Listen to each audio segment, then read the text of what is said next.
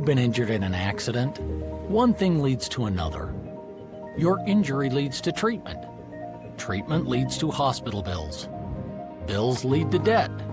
Debt leads to stress. The advocates can help relieve that stress. Having an advocate attorney on your side leads to faster resolutions, fair outcomes, and a peaceful recovery for you. You deserve an advocate. This is The Monty Show, the truth in sports talk streaming. When you want unbiased opinions about your favorite team without the spin, all you have to do is find The Monty Show, streaming live and available 24 hours a day, 7 days a week on YouTube. And now, here's Monty. Hey, The Monty Show on Wednesday already. Let's go. Almost time to sleep in. Wednesday, May 27th, 2026. I'm literally fighting with a drinking cup right now. As always, we are presented by the Advocates at theadvocates.com, the best injury attorneys in the business. And they're so on point when they tell you, hey, these are the 100 deadliest days of the year. The summer kicks off. Everybody's getting out of school. More people are on the streets, the sidewalks, their driveways. Kids are playing ball in the street, in the parks. Slow down. Watch for those kids running out from between cars, chasing their soccer ball, riding their bicycles, their scooters. You never know what's going to happen. Take your time. And if the worst happens, get the best at theadvocates.com, where you never reach into your pocket for the best legal advice. Yeah. Just go to theadvocates.com, get clear, risk-free advice. Hand them the claims process. Let the advocates fight the insurance industry while you get back to the best version of yourself. And the best part is you don't pay the advocates unless and until they win your case at theadvocates.com. Yes, I know you guys are tired of talking about the college football playoff and the SEC meetings, but I would ask you to use the SEC meetings as a litmus test almost. You guys say the SEC doesn't matter. It's the little brother to the Big Ten. Then why is it that anybody in football is talking about is the SEC meetings? If the Big Ten controls the college football world, all we're talking about is the SEC meetings, right? Jer Moorhead, different than Craven, the president of Georgia, goes on the Feinbaum show yesterday and quite literally lights the world on fire. And we're supposed to believe that the SEC is some secondary conference and it's all lip service. College football begins and ends in the SEC, whether I like it or not. And I don't particularly love it as a Notre Dame fan, but whether I like it or not is irrelevant. The facts of the case are not in dispute, Your Honor. The SEC runs college football. And I think, is resentment too strong? It's probably not, actually. No, it's not. I actually think a lot of people who aren't nasally and congested hate the SEC like Jay. That's correct. Yes, that's correct. That's absolutely correct. How are you feeling today? Just another day in paradise, baby. Just out here working, doing the show. So, we're grinding through it. It's not a big deal though. Yeah, did you sleep better last night? Yeah, I mean, I took the full dose of NyQuil, so I mean that knocked me out. But woke up in the NyQuil haze, not surprisingly. Just man, sound like crap, but we're here, so it's good. Way to battle through. Let's hear from President Montgomery at Georgia, because I actually think this was, as much as I tend to loathe the Feinbaum show, if you listen to him dog whistle the rest of college football, and everybody ran with this bite about how time is running out. How would you describe where we are today? Pretty close to anarchy. Pretty close. I think time's running out on us. You and I had this same conversation a year ago. What have we accomplished in the last year? Nothing. Absolutely no progress. I'd say we're in a worse position now than we were a year ago. And that's concerning to me. Do you agree that we're in a worse position now than we were a year ago? I don't agree with that. No, I think that's, I don't know what he's looking at. I don't know what he's worried about, but the reality is that the sport itself is fine. I think the bigger issue is the money and how money is affecting the sport. So you have all these people who are spending a ton of money, seeing a lot of success on the field. And then you have a pile of people who are not spending money and not seeing success on the field. And that gap is widening every single day. So he can sit there as the president of Georgia and complain that we're running out or that we're in a time of anarchy. Sure. Like, I agree that there are some issues here, but I definitely don't agree that, if nothing is done, college football is going to blow up or just not going to be here. I think that's a little bit excessive. I would agree. I don't think college football is not going to be here. But you look at this Cruz Cantwell legislation, and Ted Cruz is what he is. That's not the discussion. It tends to go there when you talk about this legislation. But if you look at the Cruz Cantwell legislation I think is going to get to a vote. I don't know how it doesn't. This bill does one thing critically important to the future of college football. It gives the NCAA, and this is an important distinction, it gives the NCAA antitrust protections. And I think that it's important because the other thing that I think came out of yesterday is the fact that Steve Sarkisian listens to the Monty show. And listen, I think we all know that everybody listens to the Monty show. But listen to what Sark says here about the no fear culture in college sports. I think that right now we're living in a society of no fear when it comes to college athletics. And when I break a rule, if I don't like the fact that I got caught breaking that rule or not doing what I was supposed to do, to go get a judge to say, hey, get an injunction, we'll deal with that a year from now, I don't think that that's what we want. And we've got to find a way to get past this era of college athletics.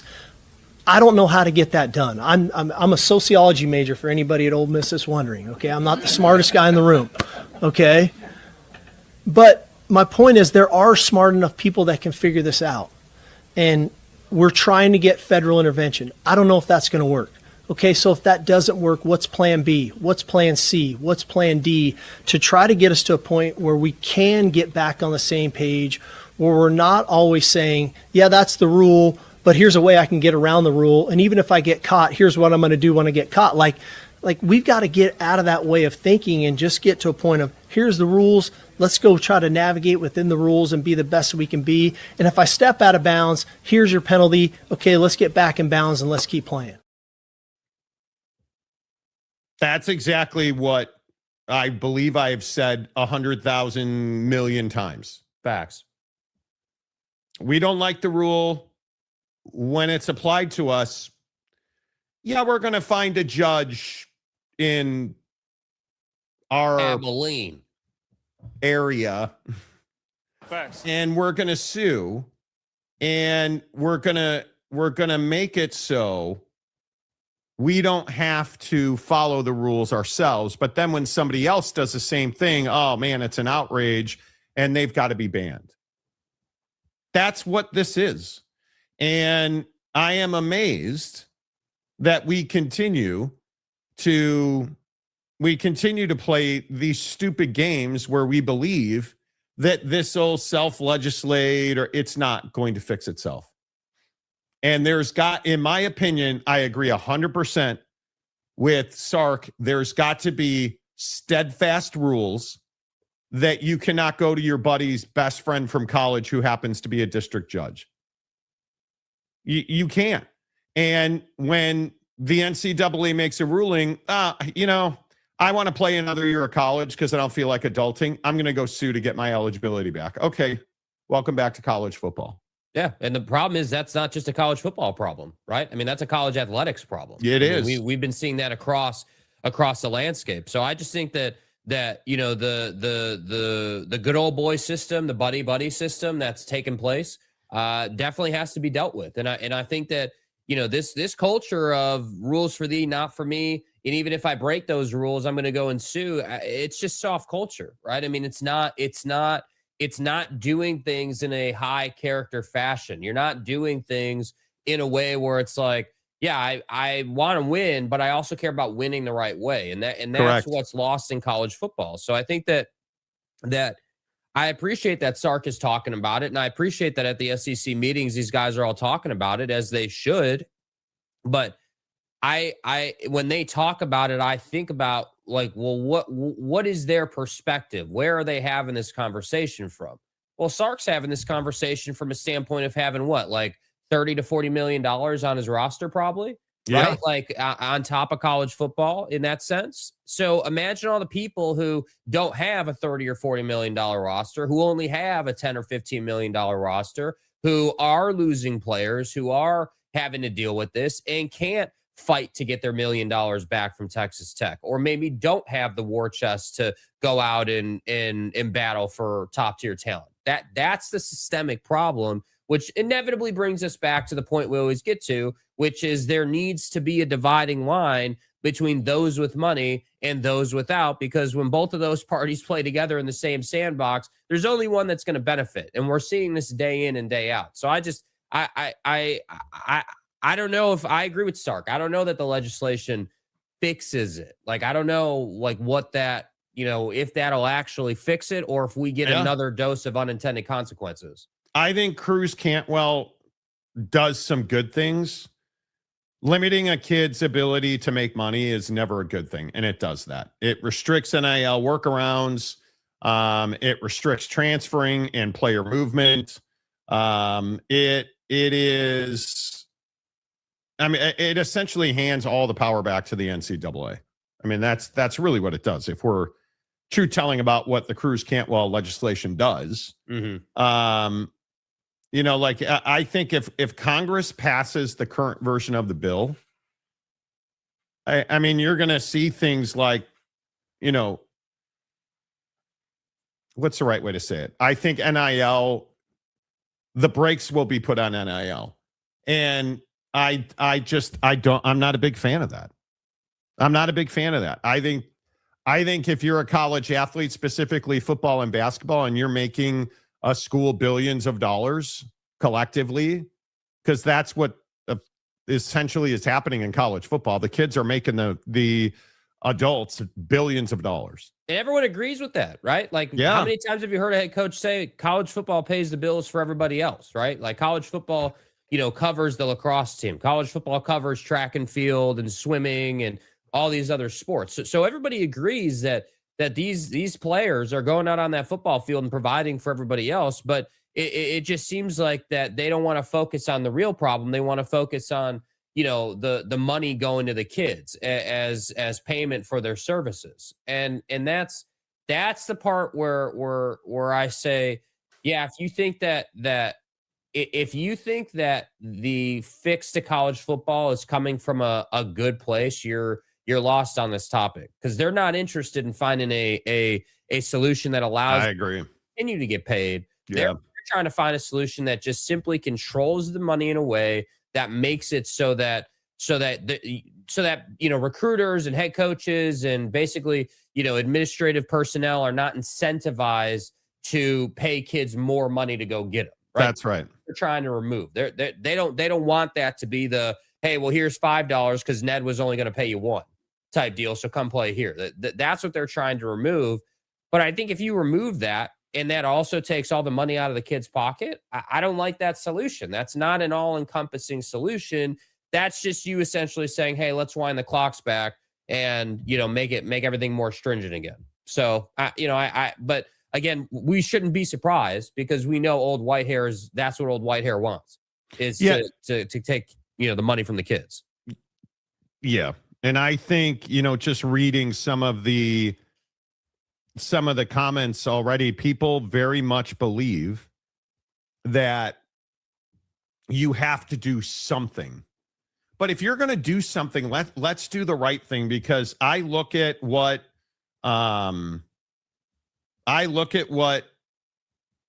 Moorhead said yesterday about Georgia and self-governance. And my question is, why aren't more universities and conferences doing this? Like, why are you not going to a model where instead of bitching about the rules, you make your own rules? But I do think we could create a plan where we're going to superimpose in the SEC a number of rules that the CSC has failed to properly follow and enforce. And we could do at least that. Still have the CSC there, potentially still have the NCAA there, but we would operate and actually try to create an enforcement mechanism ourselves of rules that we can abide by. Now, when we do that, it may be the case that other leagues will then follow suit and do similar things. And that would be perfectly permissible under antitrust law. Why aren't you doing it already? Why? And I think largely the SEC is and they're not the only ones anymore, but they're the loudest ones saying, hey, we're going to make we're following our own standards, right? Like this announcement yesterday that you're not going to get Mercer in Alabama playing in October or November anymore. That cupcake game is removed and a P4 opponent has to be put in that spot. It's exactly what you should be doing. Right? So the SEC, I think, is already largely self-governing this stuff. But when we get in, people get their stuff turned when we get into NIL, transfer portal, collectives, anything related to the money-making mechanisms in college athletics. And the SEC starts talking about ways to make more of it and legislate it on its own. And immediately the world is on fire and Greg Sankey's the devil. And, Yeah, I don't understand why we have this sort of dynamic at play where everyone hates the SEC and the SEC sucks and the SEC is trying to blow up college football and the SEC is essentially the devil. But then when the SEC talks about self-governance and doing things a certain way, what they would deem the right way, and trying to operate at a certain level, then it's like, oh, well, the SEC is trying to break away from college football and we can't have that. And it's like, well, hold on a second. You're all out here complaining about rules for thee, not for me. You want to rip guys like Lane and you want to talk about Pete Golding and you want to talk about Dabo and tampering and all these different issues. So then the SEC responds to that and says, hey, well, why don't we as a conference lead the way through our actions and behave a certain way and have a certain standard in terms of rules and discipline and how we're going to go about it, and then you guys react negatively to that. And that's what I don't understand is like all this negative coverage around what they're trying to do. Now, I understand the certain anxiety conferences like the Big 12 or the ACC might have with the SEC. I see this term all the time, breaking away or like splitting away from the NCAA, thus splitting away from the other Power 3 conferences. I understand the anxiety around that, but they just voted to not play, some tiny ass, technical institute college on that weekend, which tells me they're not interested in breaking away. They need you guys, right? Like they're going to need another Power 4. But what does breaking away mean? Like I don't know. People, That's what I'm saying. I don't even think people know what that means. Oh, I think it's very clear. I think what the SEC is talking about, and it specifically is not following the NCAA's rules, creating their own set of rules that determine how an athletic department inside of the SEC conference can operate. That's what it means. That's all it's ever meant. That doesn't mean that they're not going to schedule the Big 12, the ACC, or the Big 10. It's never meant that Texas and Ohio State aren't going to play again. I don't think it's ever meant, well, you guys, we're just going to play ourselves. You guys, you go stand in the corner and, pull your President Moorhead, right? Like that's not what they're talking about. They are talking about a governance model to make them more money and insulate their institutions from liability. Tampering. I think that's all this is, right? Because I'll go back to, and I want to say you lost your mind over this when we played this. What was this? I guess back in February when Greg Sankey said this. We built something really special. I'd be fine if every other institution and every other conference stayed right where they are. I think we've built something with our 16 members that, again, I'll reference yesterday, the game between South Carolina and Texas in Greenville, South Carolina, with a full arena. It wasn't that way when we first went to Greenville in 2005, or even when we started there on our current agreements. And we'll see the kind of excitement again in Nashville. The TV, the media interest in our games is spectacular. I think you need relationships. You always want to be compared and you want to be competing against the best on a national level. And we've taken what has been historically a regional sport in college football in particular, or college sports broadly, used the platform of a great region in our 12 states and elevated the interest to a national level.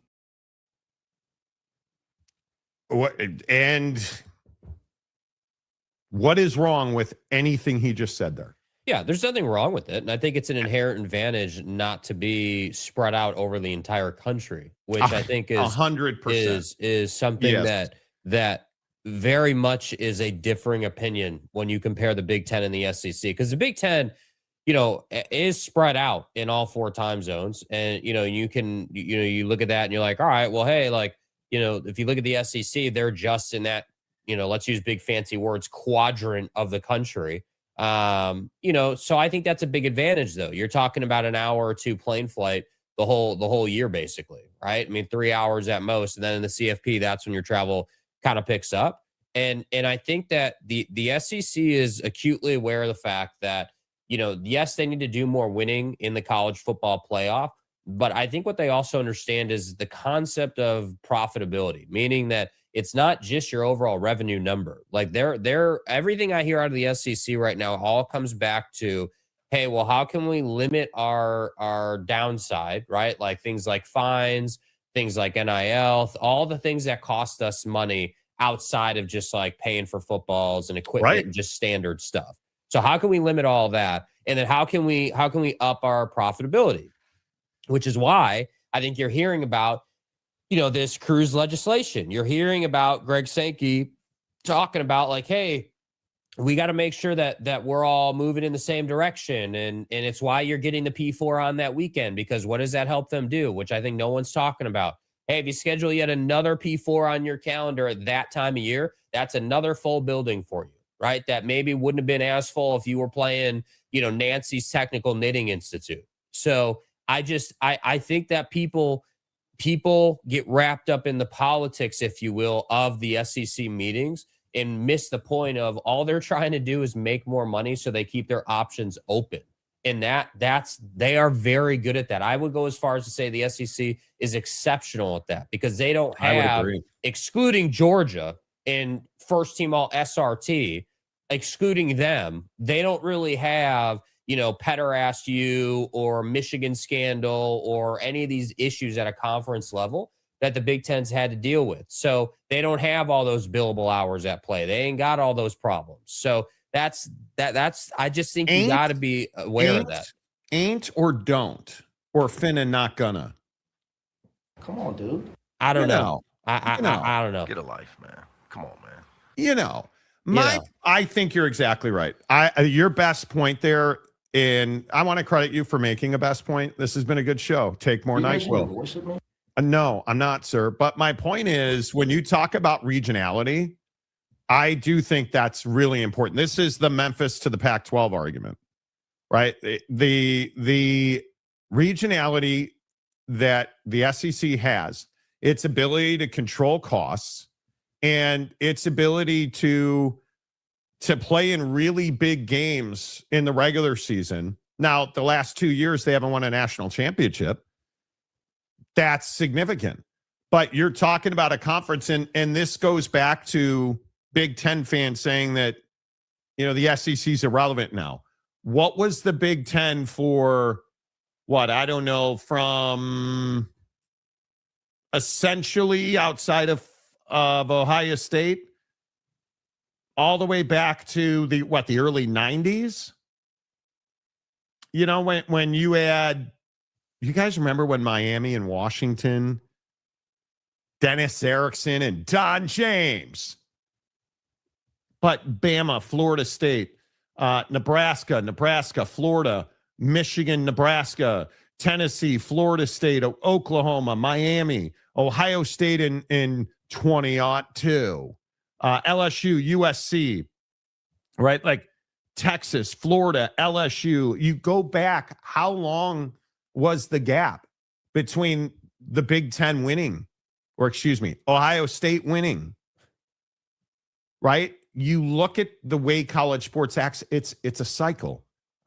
The SEC will win again, probably soon, probably very soon. But I just think you can't continue to go on and on and on complaining about the SEC. They're doing the things that we all should be doing. I think setting rules and taking the court system out of it, and if that happens through Cruz Cantwell or if that happens through self-governance, I almost don't care. I want to see people follow the rules, because this Brendan Sorsby situation yesterday is just not the perfect example. And I know that everybody in Lubbock gets their saddle with a burr under it when I say Brendan Sorsby should never, ever play college football again. You are Pete Rose of college football. You broke the rule that you knew you couldn't break, and now you're going to sue after, as we reported on this show 6 weeks ago when this broke or whatever it was. Facts. The Big 12 was not going to certify Brendan Sorsby for competition. The NCAA, as we reported first on the show, was going to take his eligibility away. And they did. And why did they do that? Did they do that because Cody Campbell is some kind of jerkbag and people don't like him? No. Did they do that because there are just too many tortillas being thrown in Lubbock? We need to prove a point. Jackass. You know why they did it? Because he doesn't even dispute that he bet on college football. Oh. Are you allowed to bet on college football? According to the NCAA rulebook, can you wager on college football as a college football player? I believe that's a no. What's the punishment for that? Oh, we're going to take your eligibility. Okay, well, I'm just going to go find a judge who's going to tell you to pound sand. And again, I would encourage you to listen to Steve Sarkisian. Who's Sarkisian talking about? That right now we're living in a society of no fear when it comes to college athletics. And when I break a rule, if I don't like the fact that I got caught breaking that rule or not doing what I was supposed to do, to go get a judge to say, hey, get an injunction, we'll deal with that a year from now, I don't think that that's what we want. And we've got to find a way to get past this era of college athletics. I don't know how to get that done. I'm a sociology major, for anybody at Ole Miss that's wondering. Okay, I'm not the smartest guy in the room. Okay, but my point is there are smart enough people that can figure this out, and we're trying to get federal intervention. I don't know if that's going to work. Okay, so if that doesn't work, what's plan B? What's plan C? What's plan D to try to get us to a point where we can get back on the same page, where we're not always saying, yeah, that's the rule, but here's a way I can get around the rule. And even if I get caught, here's what I'm going to do when I get caught. Like we've got to get out of that way of thinking and just get to a point of, here's the rules. Let's go try to navigate within the rules and be the best we can be. And if I step out of bounds, here's your penalty. Okay, let's get back in bounds and let's keep playing. I mean, pretty straightforward. Well said. Are you telling me he's not talking about Brendan Sorsby? I mean, I think he's talking about Sorsby. I think he's talking about anybody who obviously breaks a rule and then tries to spin it. And I think it's a slap in the face to everybody that works their ass off in college football for Brendan Sorsby and his legal team to make the case that, or try to come up with a defense that's based on, well, I only made those bets to get closer to my teammates. I made those bets to have skin in the game. And I think that's just an awful look. But what is Texas Tech saying? Oh, listen. Linda, listen. He's a good kid. He made a mistake and he's receiving our ongoing care and monitoring. He won't bet again. it's not his fault the Great American Ballpark bookie got him. I mean, hell, that guy's got 1,000 of them. And I loved yesterday the Tech fans being like, he went to rehab.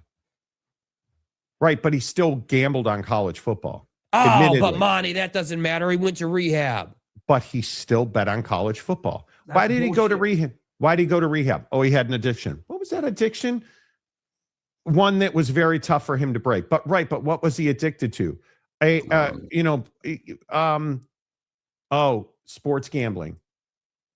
Did he gamble on college football? Well, yeah, he did. And Tech fan doesn't want to say it. Tech fan doesn't want to say it out loud. Brendan Sorsby bet on college football and should never be allowed to play college football again. Go to the supplemental draft. It is the rule you cannot break. Go to the supplemental. This is a basketball player point shaving, period. Done. You're caught point shaving. Should you ever be allowed to play college basketball again? No, you shouldn't. Do you view this season as a failure? And, well, I'm happy that Brendan Sorsby went to therapy. That doesn't absolve you of your sin, bro. Like again, nope. it's I don't understand when this culture started. I'll be honest. And it does annoy me. Like, why is it okay for someone to go out and break the rule and really break the only rule you can't break, honestly, because you could do a lot of bad stuff and still get on the field. We all know that. So you can just some arbitrary examples. You can put hands on your lady, still get on the field. You can take PEDs, still get on the field. You can, get in trouble with the legal system in a variety of different ways and still get on the field. But you mess with the integrity of the game by gambling, yeah, that's the one you can't break. You're done. But Brendan, for whatever reason, thinks he's above the law. And so he's going to go and sue and try to get back on the field when what he should have done, and this is what I said about Bediako and all those other dudes, what he should have done is took it on the chin and said, you know what? Yeah, I did gamble. I did break the only rule you can't break. And while I highly regret my decisions, I'm done playing college football because it would be immoral of me and wrong of me to try to get back on the field after what I did. So I'm going to go ahead and get in the supplemental draft, and I'm going to start that process. If you would just say that, if you would just take care of this in a high character fashion, you'd get drafted. I guarantee you one of those meatheads in the NFL would take a flyer on you after the season you just had at Cincinnati. But you're too busy paying for billable hours to see the opportunity in front of you. And that's what bothers me. That's the true issue we have in college football. It's not that he gambled, right? It's not what you did, it's how you handled it. And he just handled it. He's just handling it the complete wrong way. Yeah, I think it's incredible to me that he will get it. This is Josh Jacobs yesterday, the Packers running back. He'll play football again. Even though the NFL says we take domestic violence seriously. Yeah, sure you do, Raj.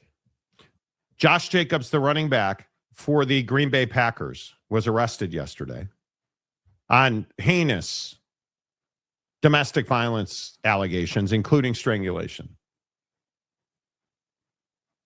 He'll play football again. He will.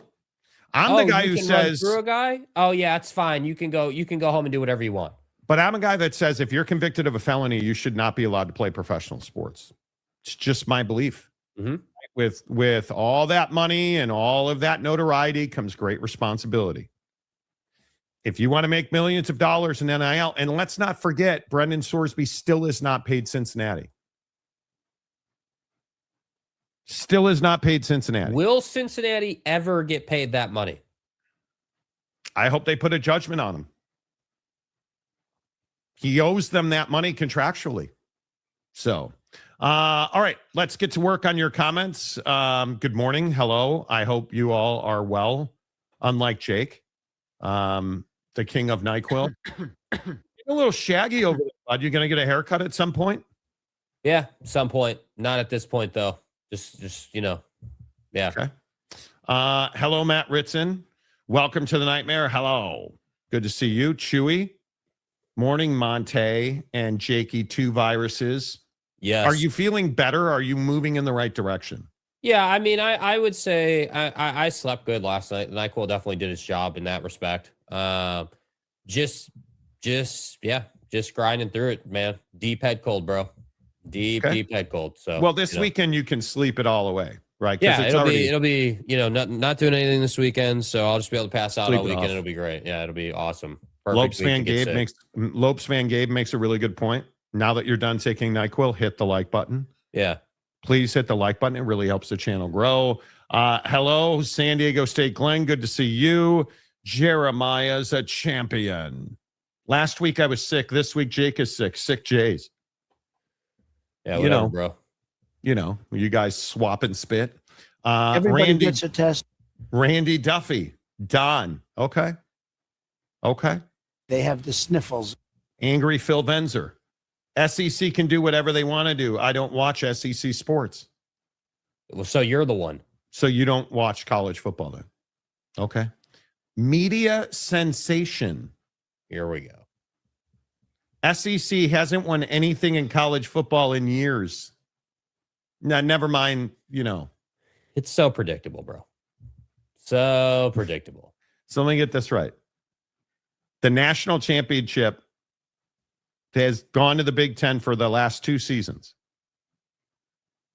And no, scumbag Harbaugh's championship doesn't count. So you've won back-to-back national championships. Before that, we had the Bama dynasty, the Georgia dynasty, Texas. Like, you look at how good. I think I can go back and read them again. LSU, Florida, that guy Tim Tebow. You might remember him. Yeah. You had some others mixed in there. Jimbo at Florida State. Jesus Christ at Clemson. Saban, Jesus Christ at Clemson. No, outside of the SEC. Oh, yeah. You had the paper champions at UCF. Nobody ever won anything recently. Never mind that just 3 seasons ago, Kirby was coming off of all-team SRT back-to-back champions. Before that, it was, the SEC had won 4 straight and 5 out of 6. Oh, no, they haven't won anything.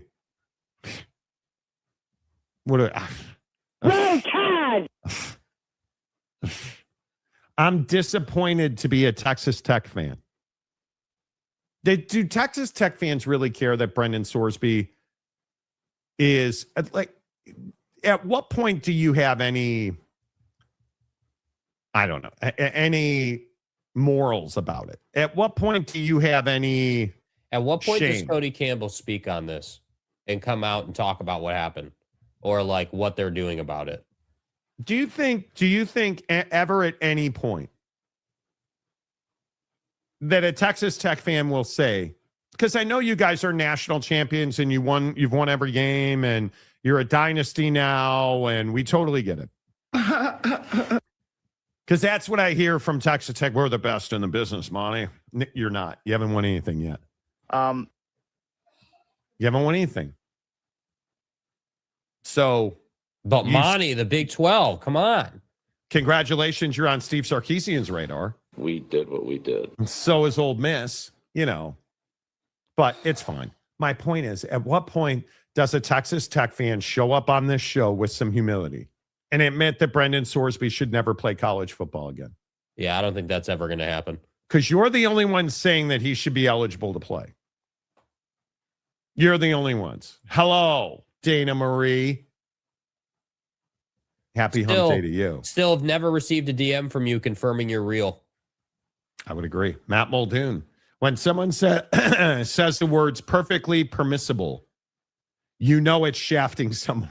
Yeah, I mean, there was definitely a bunch of legal jargon that the Georgia president was speaking on. No question about it. No question about it. Yeah. Yeah. Jay McClanahan. I would like to see the SEC breakaway. It might spur other conferences to do the same thing. They need to get out of the NCAA lacking everything. I think you need to set your own rules and enforce those rules with violence. Yeah, dude, the problem with breaking away is the concept of breaking away is like the shiny new car effect, right? Like you see this thing and you're really excited about it and you feel like it's like this perfect situation. But then as soon as you break away, you're like, oh, like we can only play each other. So we don't get to play Ohio State. We don't get to play Michigan in the good years. We don't get to play, the Oregons or the SCs or the Washingtons or whoever. We don't get to play those bigger brands. And while I like the SEC a lot, the funny part about this conversation is I actually think that Ohio State and others, when they're playing well, put on some of the best games. That Oregon-Penn State game was one of the best college football games we've seen in some time. Yes. And regardless of what you think of those teams, just from a pure fan standpoint, like I don't want to lose that the opportunity for great teams to play each other. So I'm never going to advocate for the SEC to break away, but I do think it is funny to me that we're hearing all this, like, again, the Georgia president saying things like, we're going to create our own rules in addition to what we're already working with, to make sure that everyone's playing by the same standard. Well, bro, what, like, you're trying to sell us that you just invented fire. You could have been doing this already. Like, you could have already been doing this to avoid a bunch of drama, and you just haven't, which tells me, again, coming from a guy who's running Georgia, that Georgia understands, hey, like, we are at the top of the table in the SEC in a lot of respects, but now that's not good enough. Now we need to make sure that we do it in a way that is respectable and is law-abiding, if you will. And that to me is what that clip kind of reeks of, is that, hey, like, we want to continue to win, but we got to change the way we go about it behind the scenes so that everyone respects it. And that's what's clear. Chewy Gonzalez, the jabronis on Locked On. Why do you listen to nonsense? Think it's a great idea for SEC to see. Okay. You'd have to know what it means for the SEC to seed to be thrilled with it, and they don't. And all the SEC is proposing is creating a set of rules. And I would also point out part of the SEC's thinking, I do believe, includes collective bargaining. Because I think they understand that's the only way that you're going to get real authority over athlete conduct or misconduct. I think compensation. You're going to see, well, compensation as well. But I think you're going to see, you have to have collective bargaining. But see, how would that, because I agree with you, but I think the challenge with that is, like, collective bargaining can't just take place in the SEC, but then not take place in the other Power Four. That's the problem. And that sort of divide in college football is why things never move forward. And so we were talking earlier in the show about whether, the comments from the Georgia president about time running out was like fear mongering or actually had legs. I don't think college football is running out of time or is somehow on a 10,000 foot cliff or something. I don't think that's where we are, but I do think that it's very clearly what's not sustainable is the monetary level of competition. The $40 million NIL budget is absolutely eviscerating the Boise States of the world and anybody at the power level who isn't interested in winning national championships. And so, yeah, you do need collective bargaining, 100%. That has to take place, but that won't take place with the SEC succeeding or leaving college football. That's a fairyland concept That's a clickbaiter concept. That's never going to happen. Yeah, it's an effing fugazi. It's not real, man. It's over here. It's over there. Like, it's not real. It's fake. But people love to operate in that space. And I'm telling you, as a show that's pretty much spot on with the stuff we tell you, because we don't just run our mouth, that they're not going to leave college football. What they want is they want a set of rules that ideally, in a perfect world, I think would carry them through 2030 in conjunction with, at a minimum, the Big Ten, but ideally the Power Four. I also think that in a large swath of people, and I know that we've talked about this repeatedly, but a large swath of people, a large swath of college fans do not understand how college football actually operates. If you don't understand why Greg Sankey says all the time, we can't shrink the game, we have to grow the game. You can't have the SEC just play itself, right? You can't have. That's why there was so much smoke around this concept of the SEC and the Big Ten leaving and creating something together. That is a usable, leverageable model where they could create their own rules. You could do all of that under whatever that was going to be. But I don't think it was ever close because Tony Petitti does not have the testicular fortitude to get people in the Big Ten to coalesce around that idea. Facts. He does not have the leadership. He does not have the people skills. Greg Sankey commands respect. He doesn't even ask for it. He commands respect. Tony Petitti has no respect. It's a huge difference. It is what, when you hear Greg Sankey speak, and I think we still have the bite where he talks about we want, we want, what did he say? I want ideas. I don't need lectures from others about good of the game. I don't lecture others about good of the game. And coordinating press releases about good of the game. Again, okay, you can issue your press statement, but I'm actually looking for ideas to move us forward. I think that is spot on. Yeah. That's called commanding respect. When you're taking shots at people, I believe he was talking about the Big 12, we're going to put out a press release and we're going to say we're doing what's good for the game. Congratulations on that press release. You did nothing that was good for the game. That's what Greg Sankey is saying. And I know that he is wildly unpopular. You hate him. Everybody hates him. He's the best commissioner in college athletics and likely in all of professional sports. And in my opinion, if you had a conference and he's not the first guy you call, you've lost your mind. Right. You've lost your mind. He's built a powerhouse football program and a powerhouse basketball program, and they're making tons of money. He has done more for his constituents in the SEC than any other commissioner has. And he continues to tell you, we cannot do what we're doing and what we've always done. Because you're just going to keep paying lawyers over and over and over again. Do you want to be the Pac-12? Because that's, in my opinion, that's where the Big 12, the ACC, that's where they're headed. The only thing saving the Big 10 is that they have a revenue juggernaut in their TV contract. It's the only thing keeping the no desire universities alive in the Big 10. It's the only thing that keeps Rutgers relevant. It's a TV contract. That's it. And the Big 10, much to your point, the Big 10's biggest problem is USC has to go to New Jersey every year. Yeah. USC's got to go to, it's got continental reach, and that's not a good thing. Yeah, and USC's got to figure out, and so does Oregon, so does Washington, so does UCLA.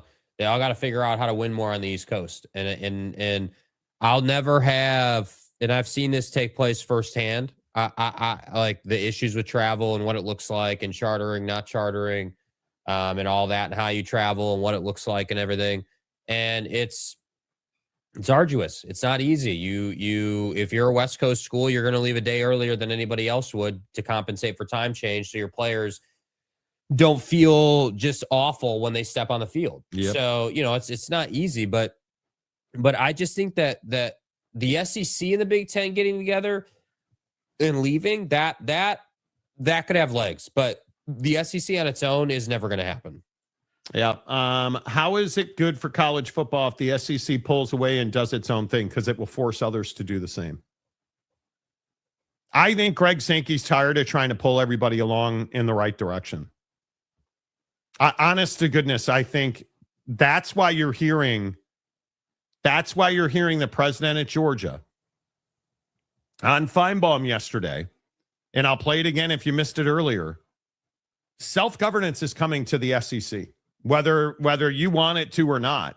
And I think it's absolutely the right way to go. But I do think we could create a plan where we're going to superimpose in the SEC a number of rules that the CSC has failed to properly follow and enforce. And we could do at least that. Still have the CSC there, potentially still have the NCAA there, but we would operate and actually try to create an enforcement mechanism ourselves of rules that we can abide by. Now, when we do that, it may be the case that other leagues will then follow suit and do similar things. And that would be perfectly permissible under antitrust law. Yeah. You got to stop getting sued. So I think that, Jeremiah, to answer your question, that's how it works. That's how it works. Ken Maynor, hello. Locked on Big 12 doesn't even cover Big 12. They focus on realignment clickbait. Yeah, and we're focused on what we're talking about here. Yeah. It doesn't even feel like the Lockdown series does research before they actually start. They don't. They only get paid when they get views. That's how that system is set up. Oh, look, the Oklahoma State fan in the room is here. I want a super league. ACC, Big 12, SEC, Big 10, and let's have 12 or 16 team playoff with no G6 teams. Hey, bro, I got a question for you. Just asking for a friend. Uh-oh. Why is it that you tweet at us when now you're in the members only group? And does he tweet at us? Yeah, he tweeted something. I can't remember. Oh, the Sorsby thing. You tweeted the ESPN Sorsby thing at me or us. I don't know. Why not just do it in the members only group now that you have access to that? I mean, that's the whole point, right? Like, that's the whole point. Yeah, I don't. I thankfully do not read my Twitter notifications, but you do you. James, go back to charting. We're not gonna talk about expanded college football playoff. Yeah, you know. Oh, look, people who support pedophilia are here. Pissing down rain right now. Have had some good thunderstorms. Nice. Yeah. Nice. It's just funny that the SEC wants rules when, per Kirby Smart, they were playing players illegally as a come on. Stop. Like, how do I break this to you? Everybody pays players illegally. It's happening right now. It hasn't stopped. NIL has not changed that. You have deals being submitted and rejected and still being executed. Because it's illegal. Like, I love the, they just bought championships. Who hasn't? Rules. Who hasn't? When did it become a bad thing to buy a championship? Are you telling me that in every sport, see the LA Dodgers, are the Dodgers not buying championships? Are you telling me that OKC's not paying off officials? That's buying a championship. Okay, I'm bitter. Sark knows what's up and hit the nail on the head. I agree.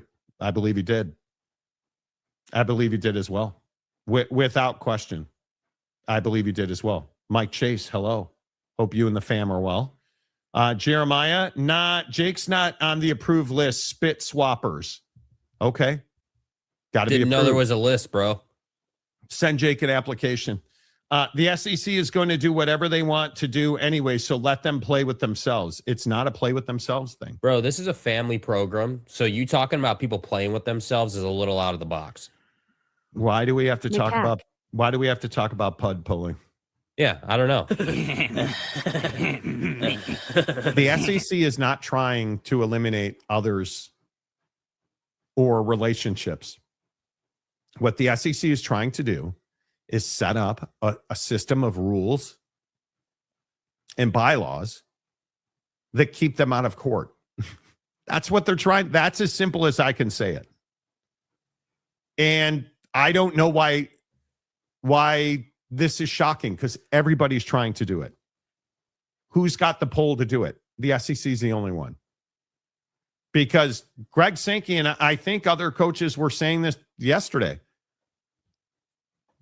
They don't report to their athletic directors and presidents, right? Do their athletic directors have real say over what happens in this league? No. Greg Sankey has real say. And we were saying that. I mean, and some are frustrated with that.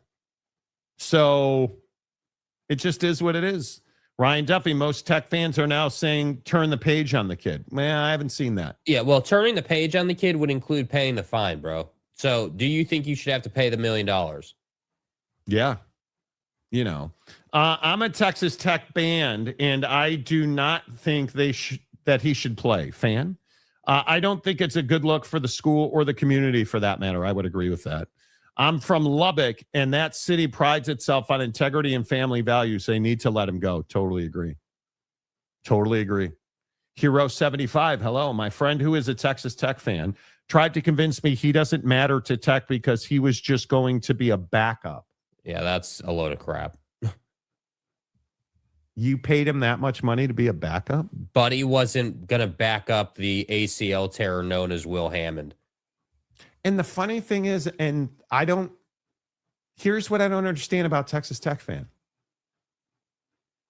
Will Hammond is good. Will Hammond is actually pretty good. He beat top 5 QBs in this league. Now, according to our resident Oklahoma State fan, James, he's no DJ Lagway, but he'll do. Or Mestamaker, but, you know. Esthetician. Right. But he'll do. Will Hammond can actually play. Like, Brendan Sorsby is one of the best dual threat quarterbacks in the country. There's no question about that. So, Ryan Duffy, Sorsby ruined any chance Tech had at winning a CFP game against the Big Ten SEC. Big 12 title is still totally reasonable goal with Hammond on the roster. Yes. 47 straight. Hello. Is there a split? If there is a split that happens, would that mean that there's an NCAA national champion and an SEC Big Ten? No. Because I don't think that's what the SEC is talking about, at least not to the folks I talk to. They're not talking about, the problem is the Super League, until there's a new entity, is impossible. Forming a new entity with financial guidelines, that's the other thing that I think most people don't understand. An idiot-faced podcast guy doesn't get it. There's going to be a component if the SEC goes to self-governance. There's going to be a component where you have to spend a certain amount of money. It is going to require a certain NIL investment. It is going to require a certain profit-sharing investment. It is going to require a certain academic investment. It's going to be $500 million a year, man. I'm telling you, it's not cheap to play major college football. And what you're seeing, my belief is, what you're seeing in all of this consternation is you are seeing the Baylors and the TCUs and the Oak States and the dregs of this league in the Big 12. You are seeing the dregs of the ACC and the dregs of the Big Ten not wanting to embrace the changing landscape of college athletics. They want to repress the kids' ability to earn money. They want to repress the kids' ability to change universities. They want to repress that kid's ability to go to the professional ranks. And they want to compensate them with a degree that they likely won't use. It doesn't work. It's untenable. And the only league that completely embraces that is the SEC. So the SEC on par makes more money. The SEC on par has more reach, because while their TV deal is not as lucrative as the Big Ten's, it's got significantly more reach. You don't ever have to wonder how to watch an SEC football game. Nope. Or an SEC basketball game. And that's actually a convenience that I love, honestly. I got notified through the ESPN app about SEC baseball. You don't have to wonder how to find their stuff. The Big Ten doesn't have that claim. The Big 12 certainly doesn't have that claim. Yeah, I can speak to this a little bit too, just with app experiences.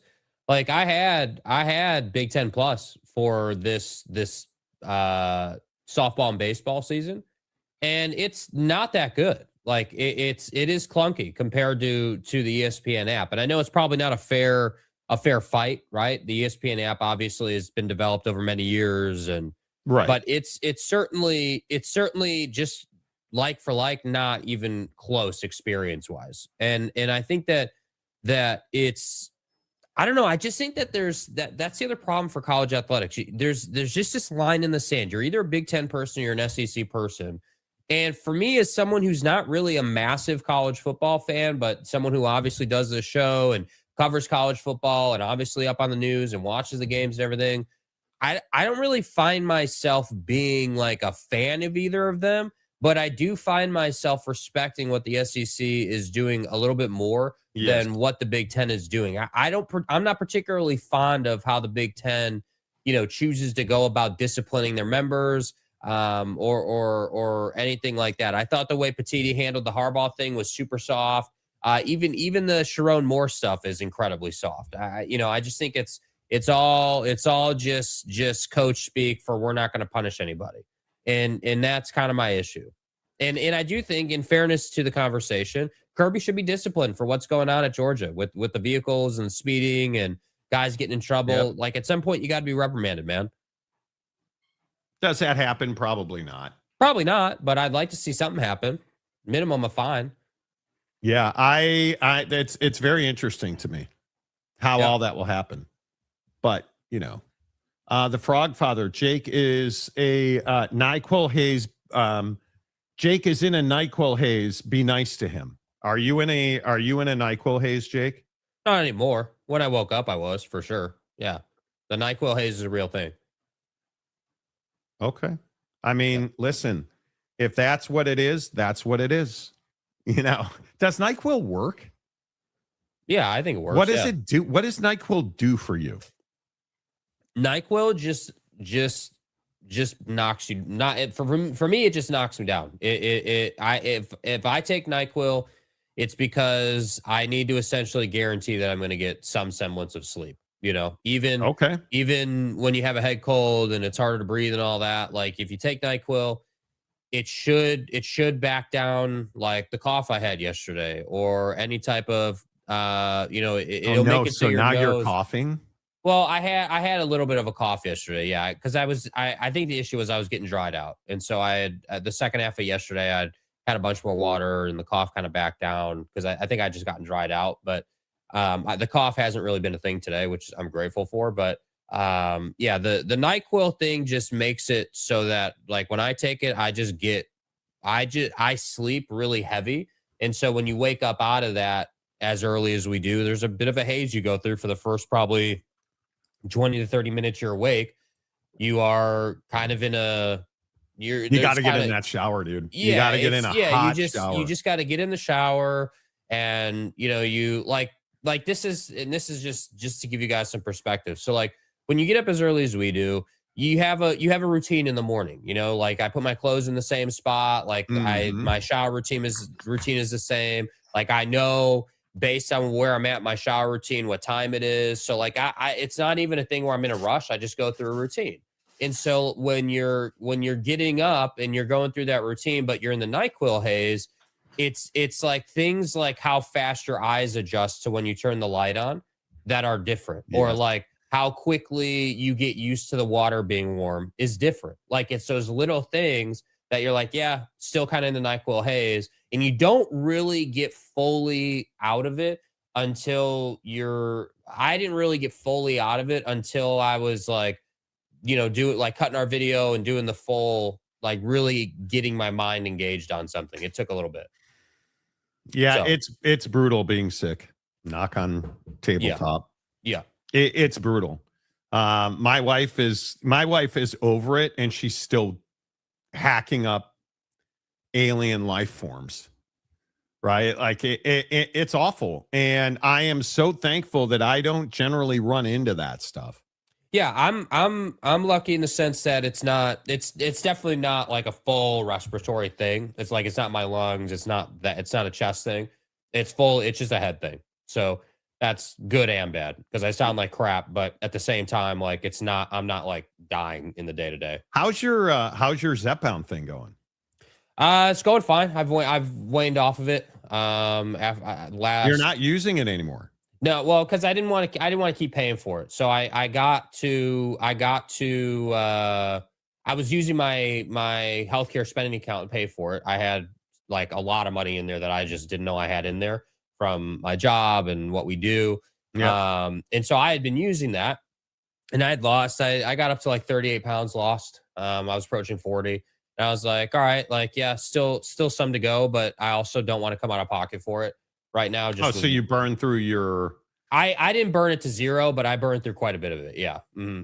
And so I was like, yeah, maybe I'll stop and with what we're doing and where we're going, I'll definitely have the opportunity to go to the gym and like be a little more active and, actually do some of the things that that we used to do. So, that I'll be working into some of that. So Sure you will. You're going to be fat again.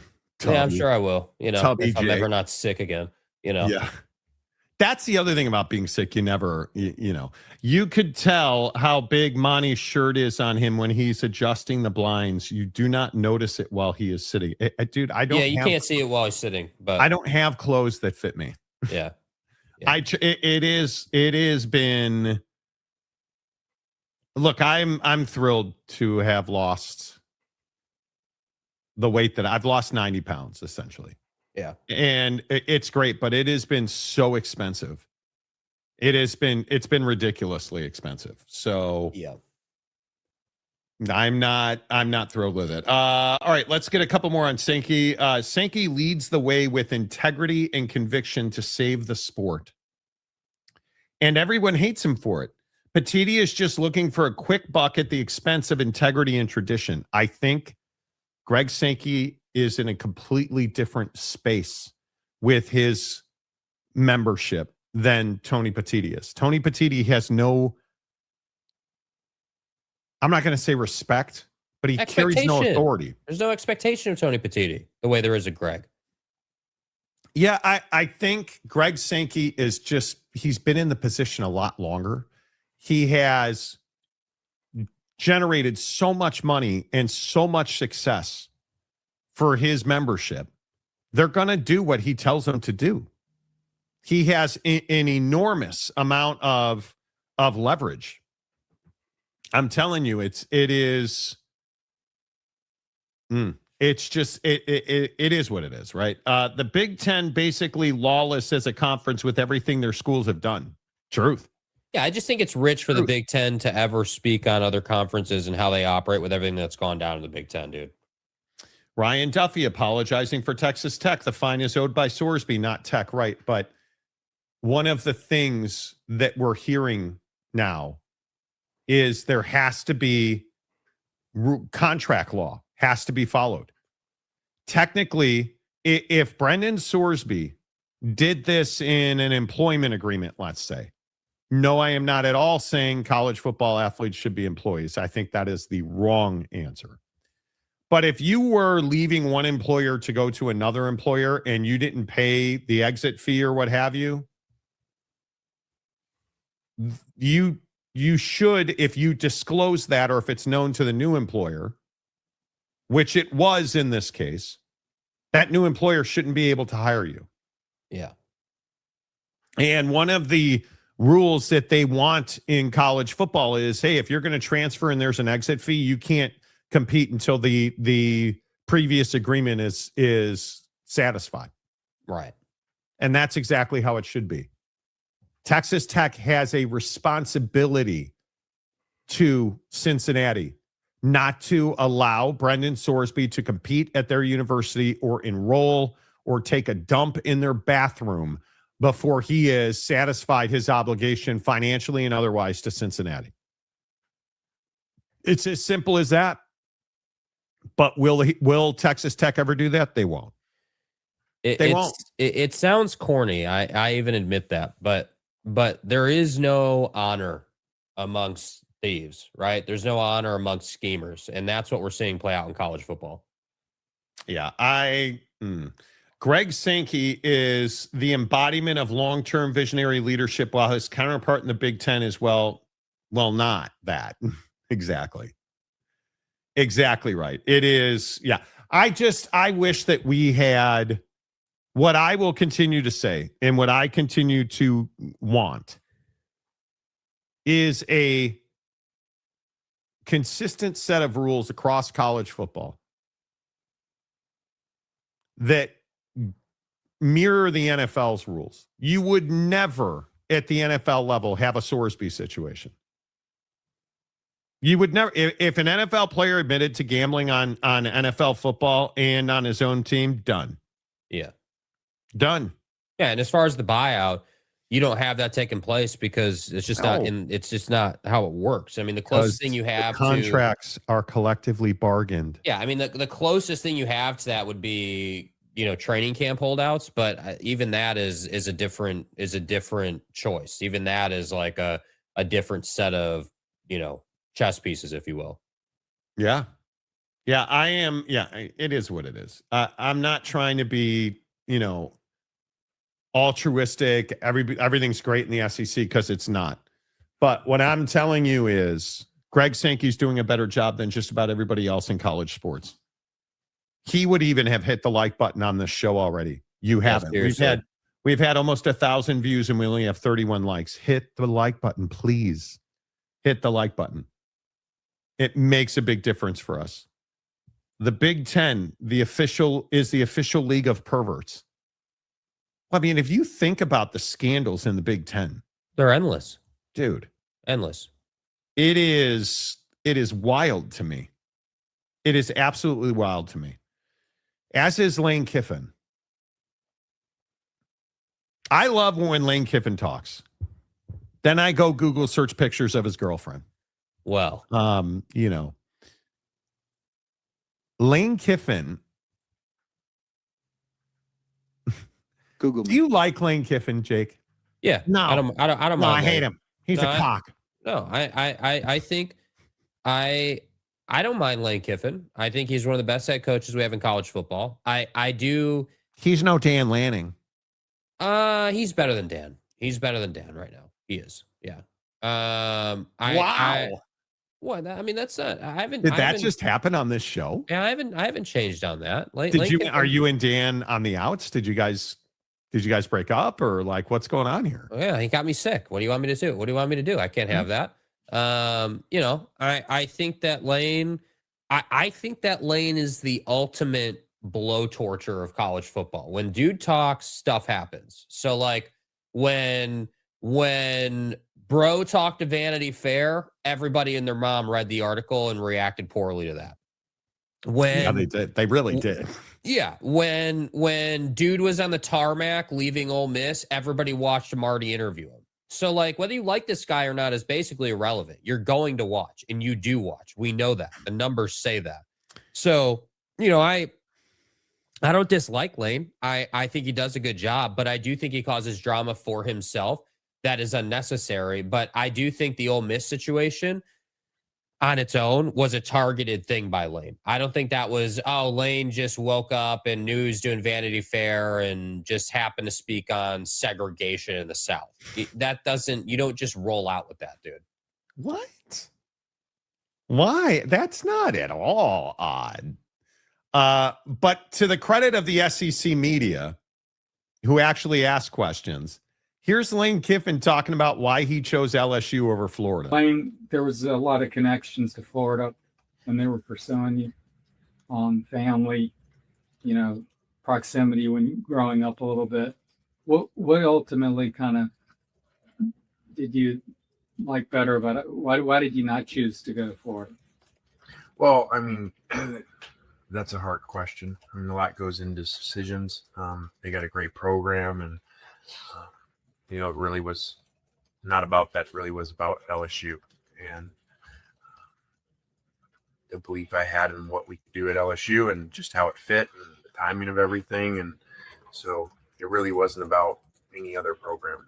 I said it the other day to somebody, two things can be right at the same time. They both can be true. You can have had a wonderful experience, and everything you said about those 6 years where, you needed Oxford and Ole Miss more than they needed you. And that can totally be true. I mean, Program. did he handle the exit gracefully? Certainly not. Could he have handled the exit better? Certainly he could have. But I just don't. I don't know why this is even controversial. Yeah, I mean, I don't think what he said there is on its own is controversial, but I do think that Lane's body of work is what causes controversy. I think that Lane, Lane goes to Ole Miss, does a job, gets them to where they need to go, and I agree with Lane that if he had coached that game, they win that ball game. I do agree with that 100%. And it's unfortunate that Ole Miss didn't want him to coach that game. And I agree there's a conversation about whether they should have allowed him to do that or not. If I'm Ole Miss, and I'm a big believer in this, if you're Ole Miss or you're anybody who has what I would call a tier 1 level head coach who's leaving, why would you not let him finish the job? Let him, he's leaving anyway. Let him cook. Yeah, let him cook, dude. Let them finish the job, right? If Trinidad Chambliss had won a national championship, do you really think he wouldn't have gone to the draft? You really think you would have dealt with all that if you're Ole Miss? So I personally, I disagree with how Ole Miss handled it and kicking him to the curb. But, I think, again, Lane is the essence of college football coach who's younger, who plays the game, understands the media narratives, understands how to navigate it, and he puts on a master class. Now, I'm not saying you got to like the guy, but he's a hell of a football coach, man. There's no question about it. And then there's poor John Summerall, who Jake he's courting John. Because now obviously Jake and Dan Lanning are on the outs. I think that's very clear. John Summerall is living in Lane Kiffin's shadow. I don't think there's any doubt about that. And you listen to this answer right here from Summerall, and you're going to figure out pretty quick that LSU and Florida are not going to like each other. I would have stayed at Tulane and not taken any other job. I was not going to leave a team playing for a championship to go coach another team. That's not in my DNA. I ain't built like that. Couldn't do it. I just couldn't. I'm not. That's not a shot at anybody. Honestly, it's not. So if Florida or any other school that wanted to offer me their head coaching job was going to tell me the terms they needed it to be on, the answer for me was I can't take the job. Sorry. I just can't do it. Because those kids had given me just too much. And it just was, I don't know, it wouldn't have been fair. Now, I went into my team meeting at Tulane when I let them know I was leaving. And I said, hey, do y'all want me to coach in the game or no? Like, hell yeah, you're our coach. So I was like, all right, I'll coach.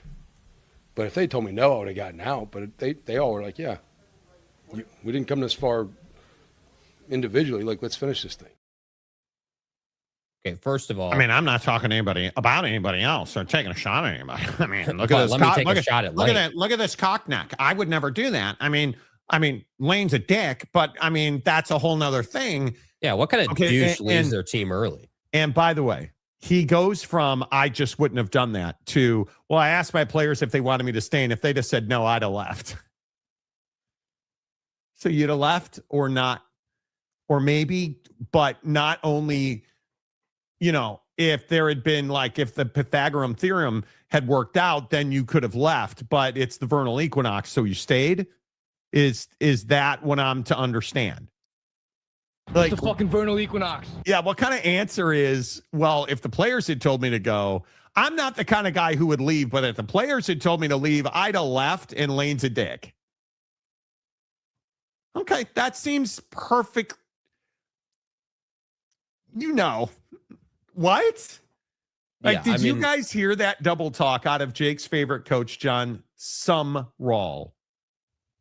Do you agree with that or no? Well, I do agree that it's definitely playing both sides of the fence, 100%. I think that John, first I'm going to say I think he's going to do a really good job. I like him overall. I think he's he's doing a really good job. He's handling the offseason well. They got to win ball games. I hope he overachieves, and we don't have to talk about 4-win seasons.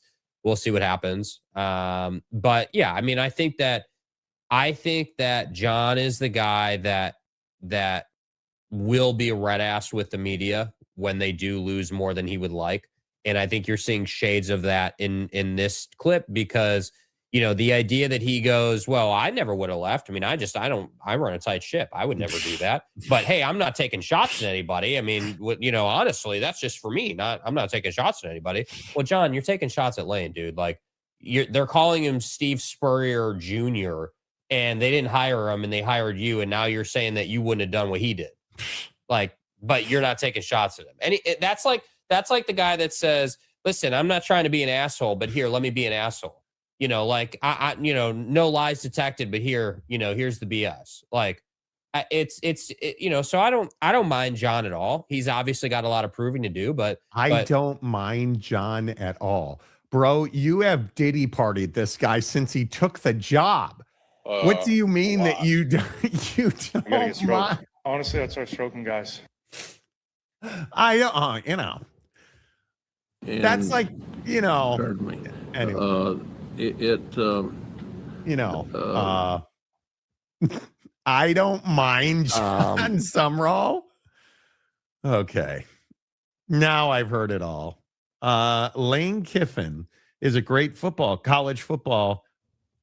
It's great for college. I could read once in a while. Monty. Lane Kiffin is great for college football. Imagine having a bunch of robot for head coaches like 99% of the NBA. Sark triggered me, but I love him speaking truth about tech in the SEC. I would agree.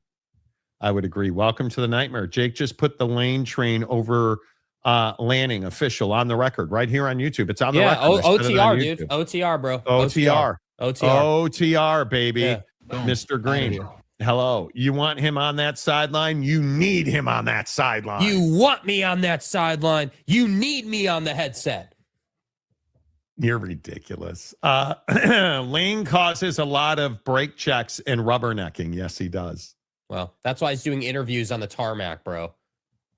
A massive Oak State fan says, I think Lane chose LSU over Florida because the LSU had more recent success than Florida.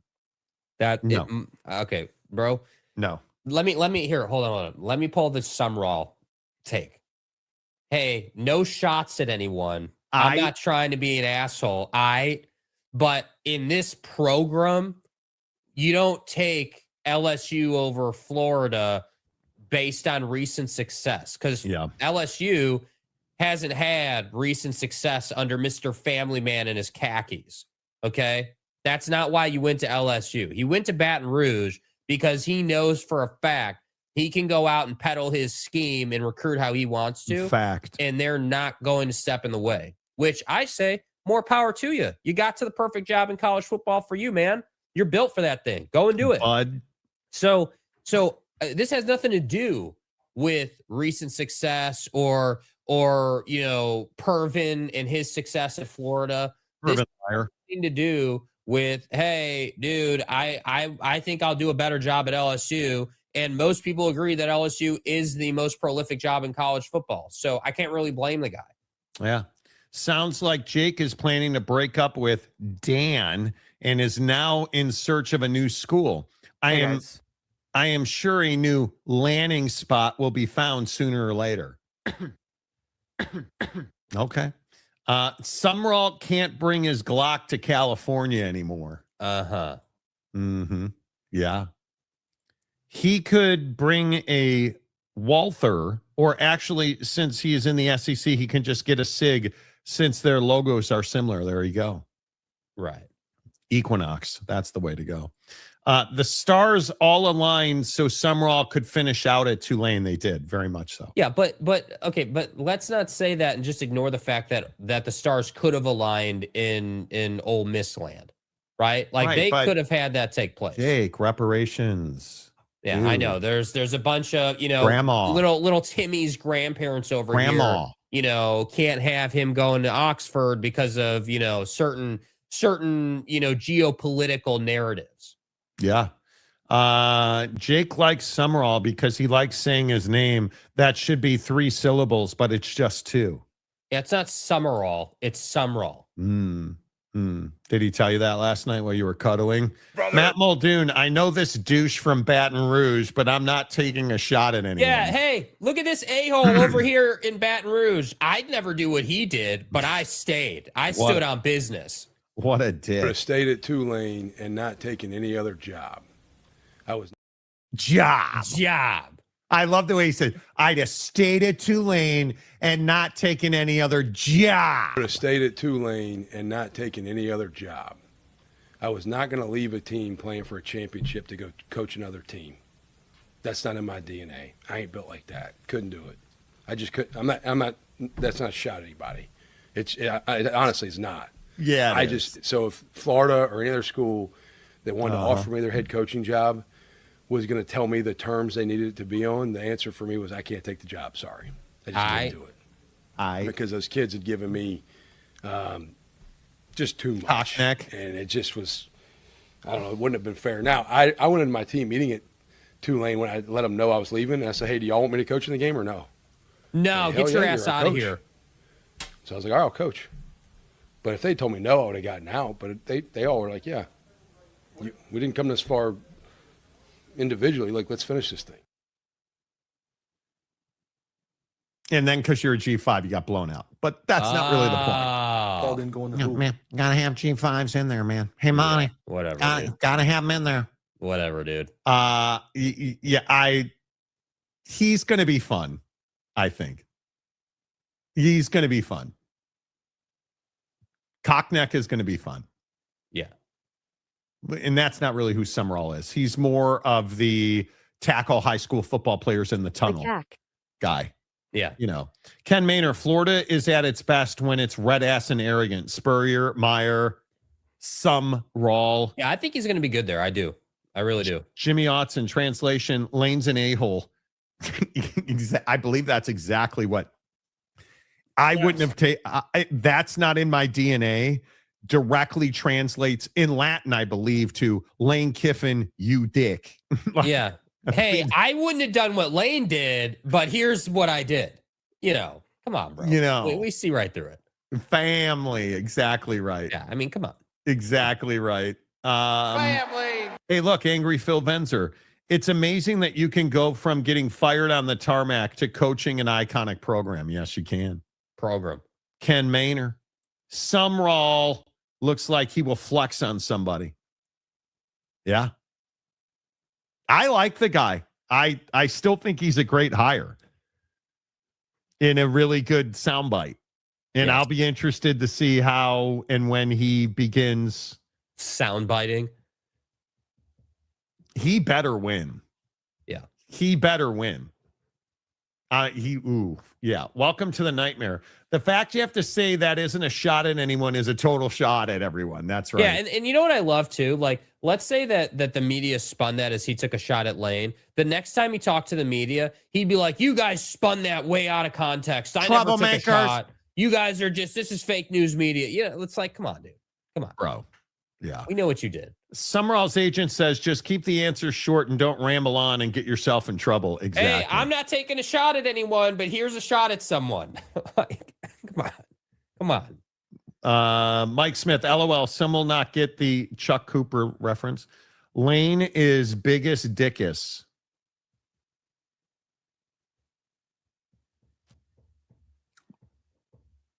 Okay. Okay. Have you seen The Godfather yet, Jake? You got anything to say? Quite frankly, fuck you. Did you? Do you have No. any plans? Do you have any road trips coming up, or you can Netflix it, or do you have any? Yeah, man. Wow. Yeah, You know. maybe so. It's not. I mean, that's not a film that I want to watch on a road trip. That's a film that I needed, to be watching in the comfort of my own home. Do you think you will ever see The Godfather in At your some lifetime? point, yes. Yes, No, I you will. won't. Yes, I no, will. you won't. Yes, I you will. won't. You won't. Okay. Well, You won't. F around and find out. It's not in your DNA. well, Oak State James, Florida hasn't won 10 games in 7 seasons. WTF do you mean recent success? I think 50 million NIL roster had a little bit more to do with it. I would agree. Rock and Rant, hello. Just waking up and jumping in. Celine Kiffin has another hypothetical win against Miami, yet somehow when he coached against Georgia, he lost, but Golding didn't. This is why people despise him. yeah, whatever, bro. Maybe so.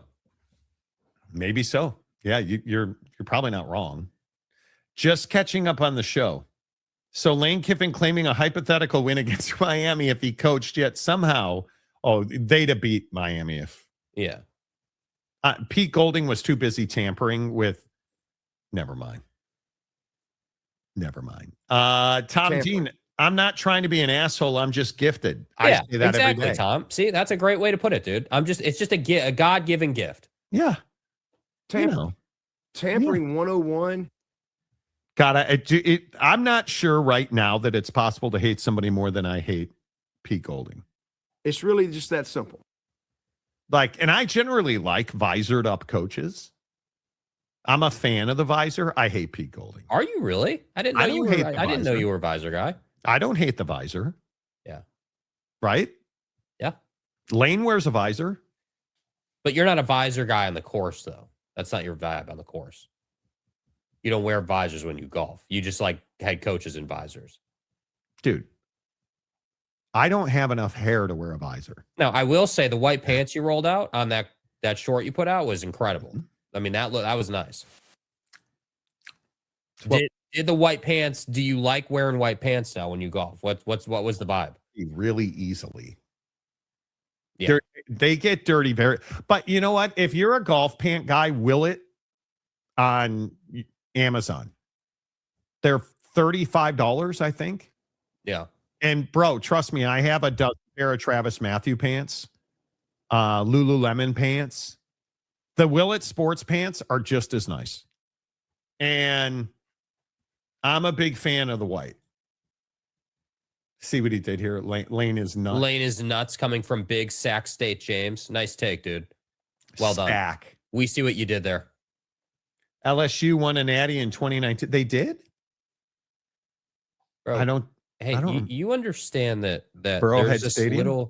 there's this little thing called the pandemic that happened between today and 2019. It's just what I love is guys like James will be like, a big story will break.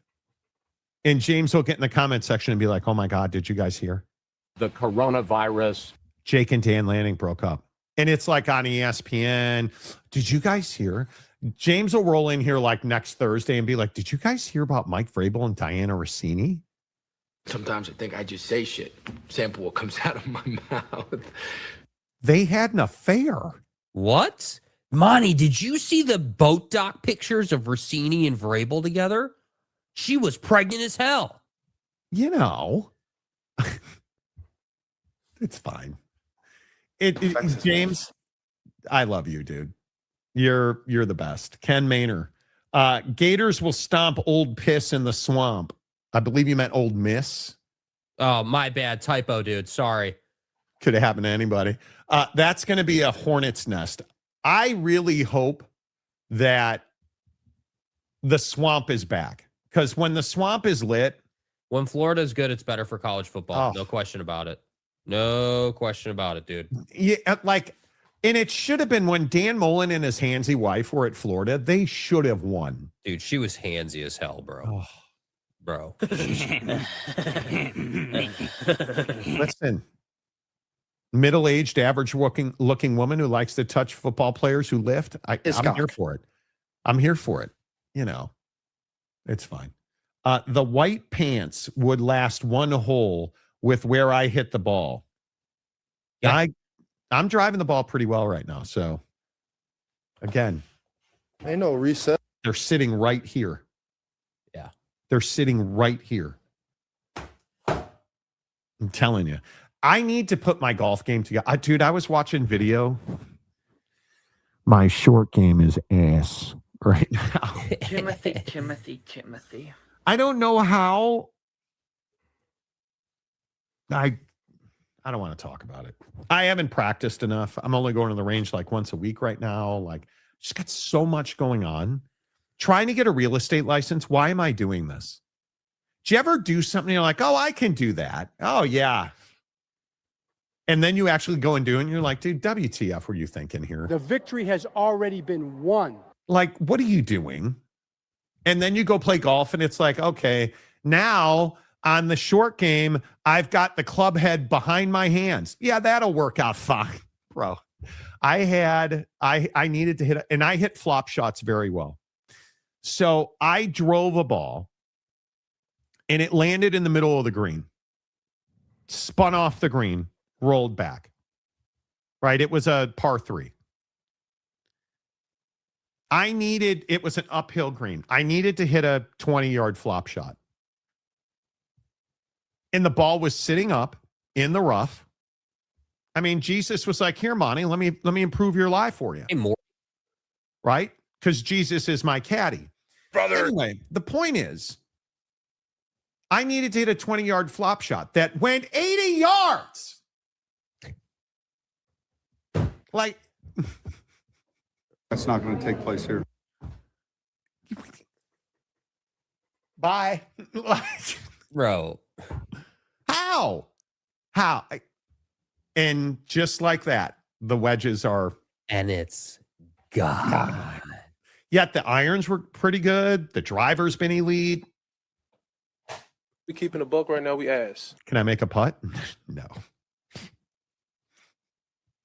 Of course you're going to blast that thing 7 yards past the hole. You know, it's fine.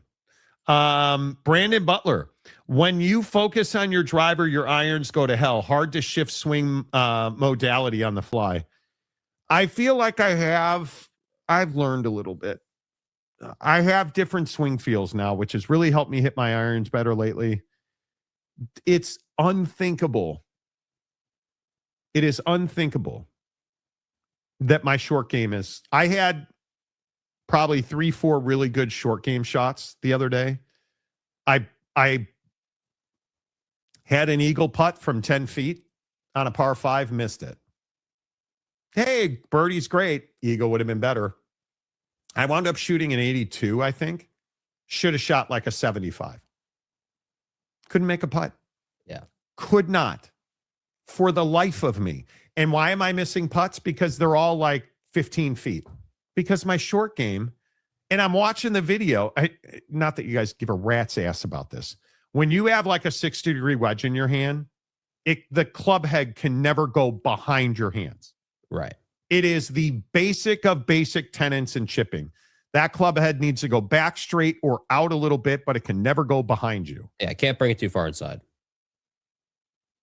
I'm looking at the video and I'm like, why did that ball? I legitimately hit a 320-yard drive.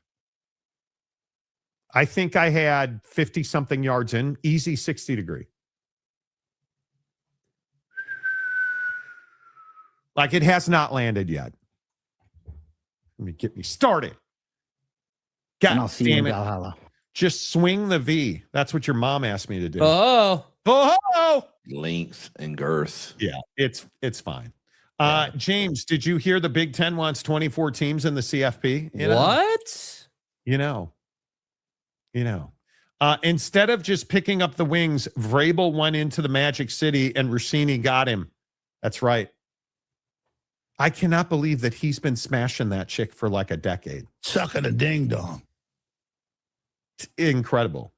For me, it's going from trying to line drive a straight driver shot on the fairway, then trying to rainbow the angle of my club face. It's torture, bro. So with my driver swing, Gold Mountain is a great course. Gold Mountain in Bremerton, great course. I played the Cascade, great course.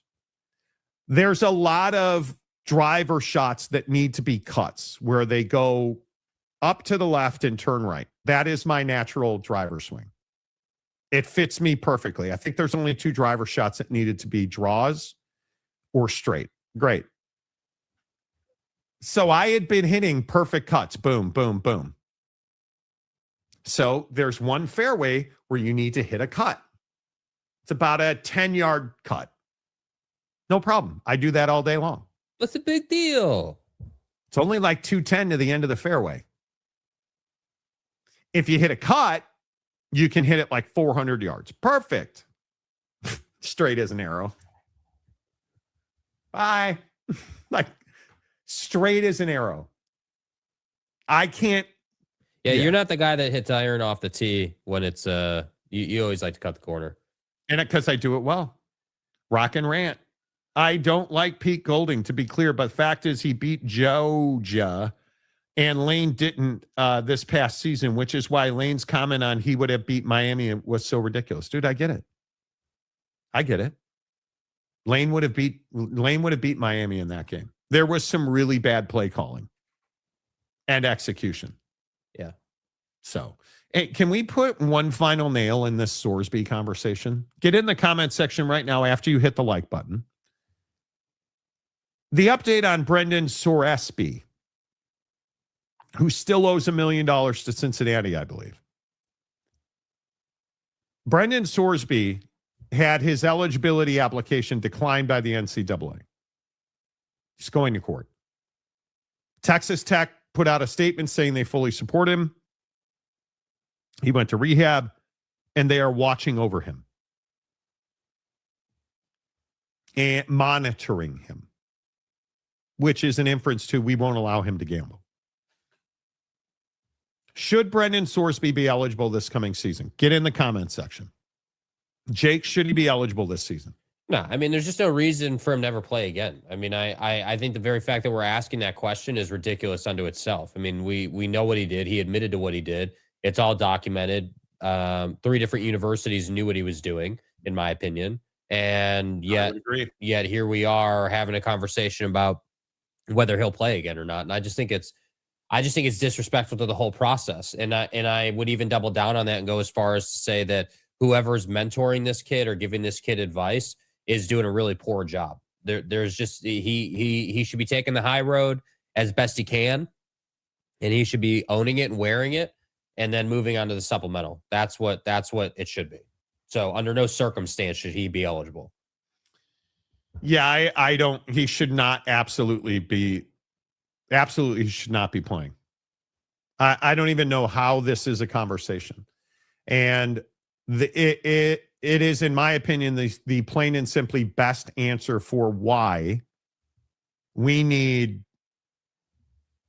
a new entity. We need new rules. We need new governance. The fact that this cat is going to sue to get his eligibility back is ridiculous. Yeah. And this is one of those cases that would drive me away from Texas Tech. All of their games should be invalidated. If he ever plays for Texas Tech, they should automatically be invalidated. He should never, ever put on a college football uniform again. Right. Like, you want to go for Halloween, shouldn't even be able to dress up for Halloween. I feel that strongly about it. You broke the only rule that you couldn't break.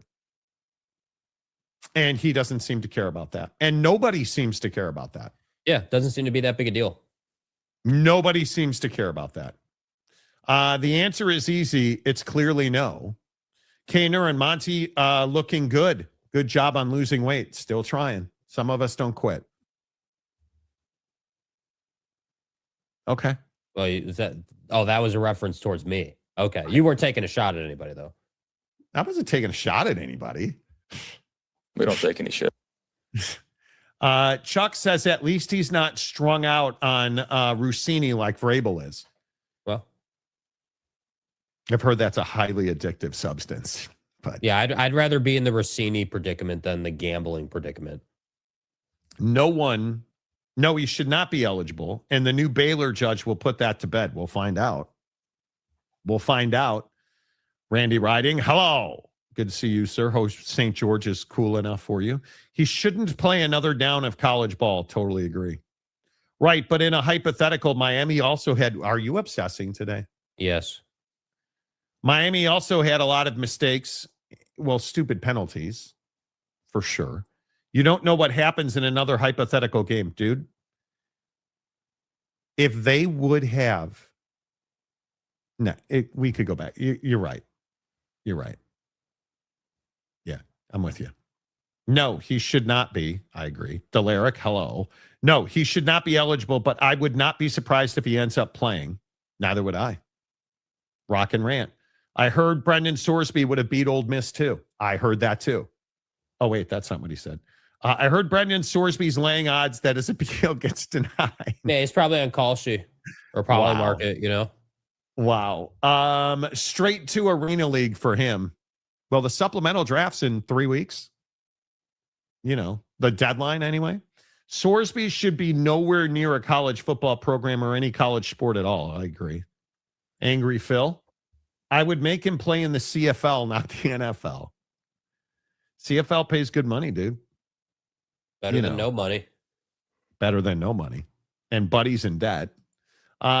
Jake's current status of medicine head deflects Monty's pulling a Sumrall by calling him a loser without saying he's a loser. The coronavirus. Jake, are you a loser?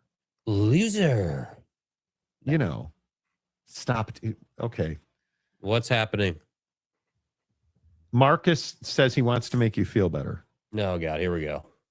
Her name's Patty. She'll be there in 15 minutes.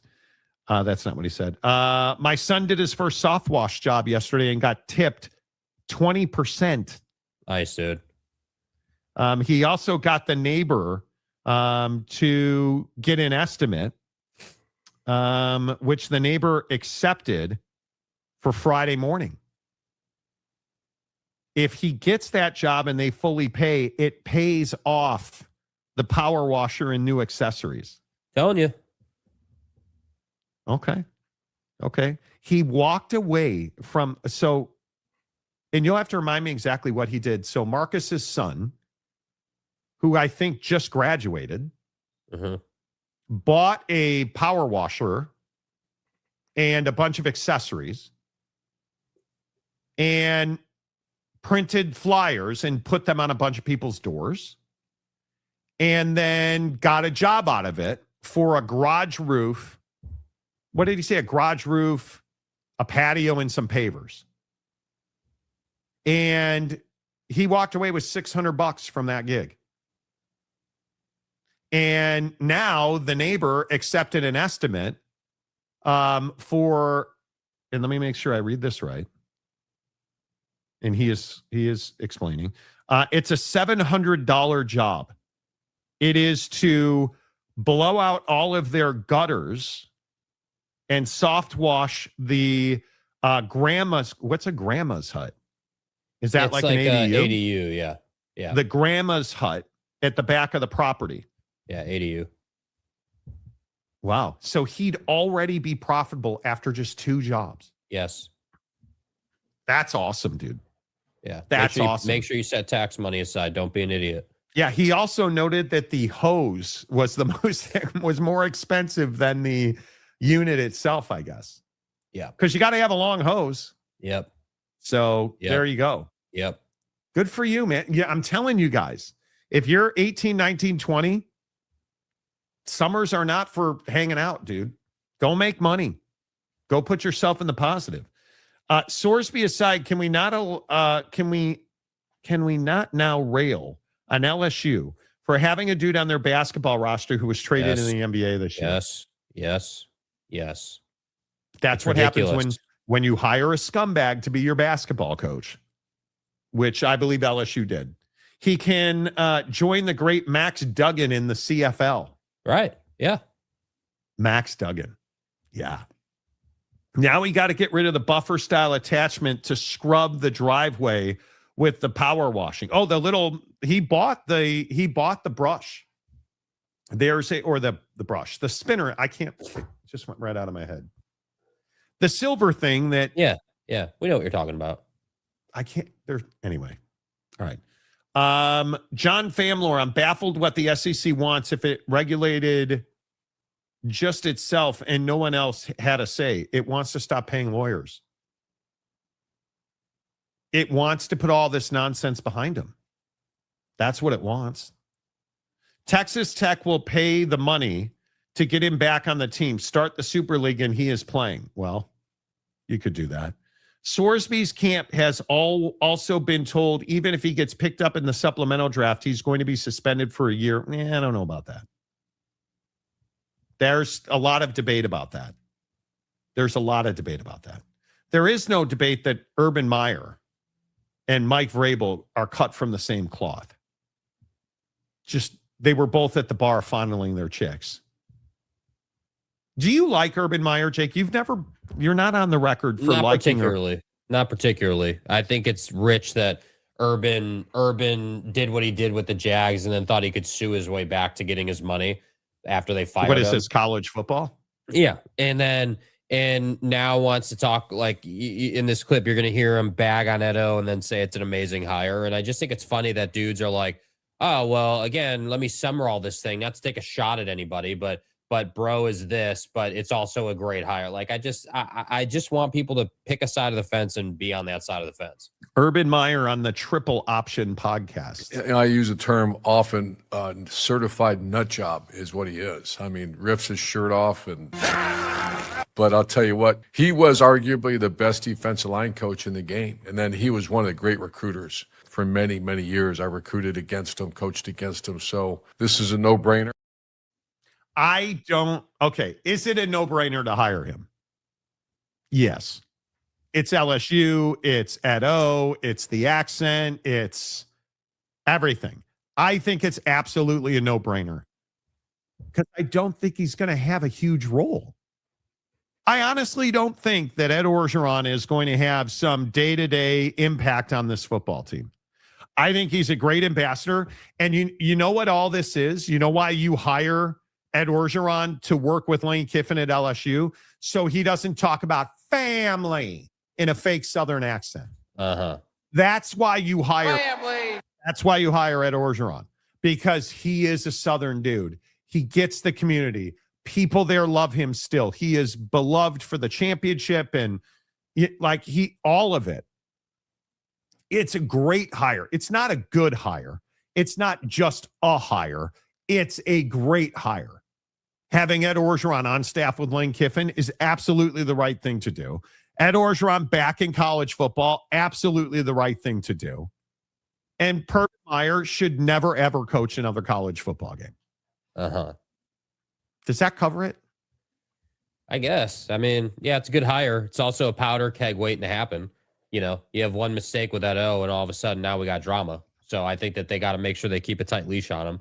But if he can stay out of trouble, it's a good hire. But what is the worst case scenario with Edo? I don't know. That's the problem. I don't know. Like we've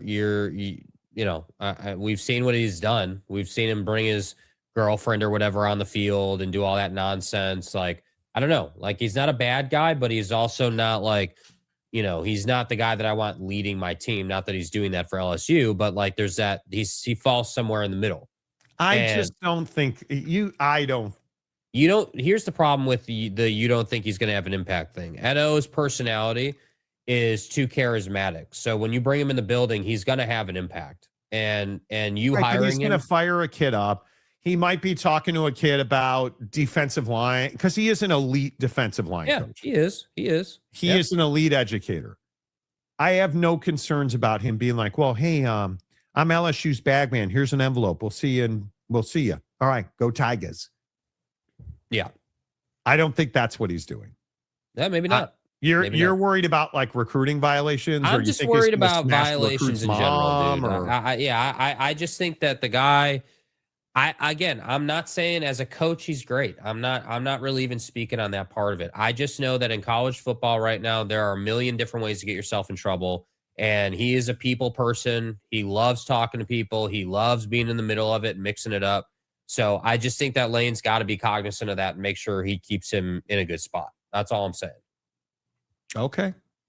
I guess I'm just not that concerned about it. I think it's fun. You hate fun, which I guess on some level I understand. Right. But I love it. I absolutely love it. I think when Ed Orgeron's back in college football, everybody hits the like button, right? Like everybody on the Monty show hits the like button because Ed Orgeron's back in college football. Right. He gives Lane the ability to coach offense and not worry about defense lacking.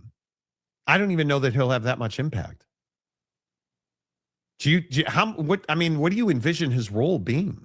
I envision his role being a special assistant of sorts to Lane. I think Lane will use him how he sees fit. Obviously a lot on defense, of course. I think he'll speak to the team a lot.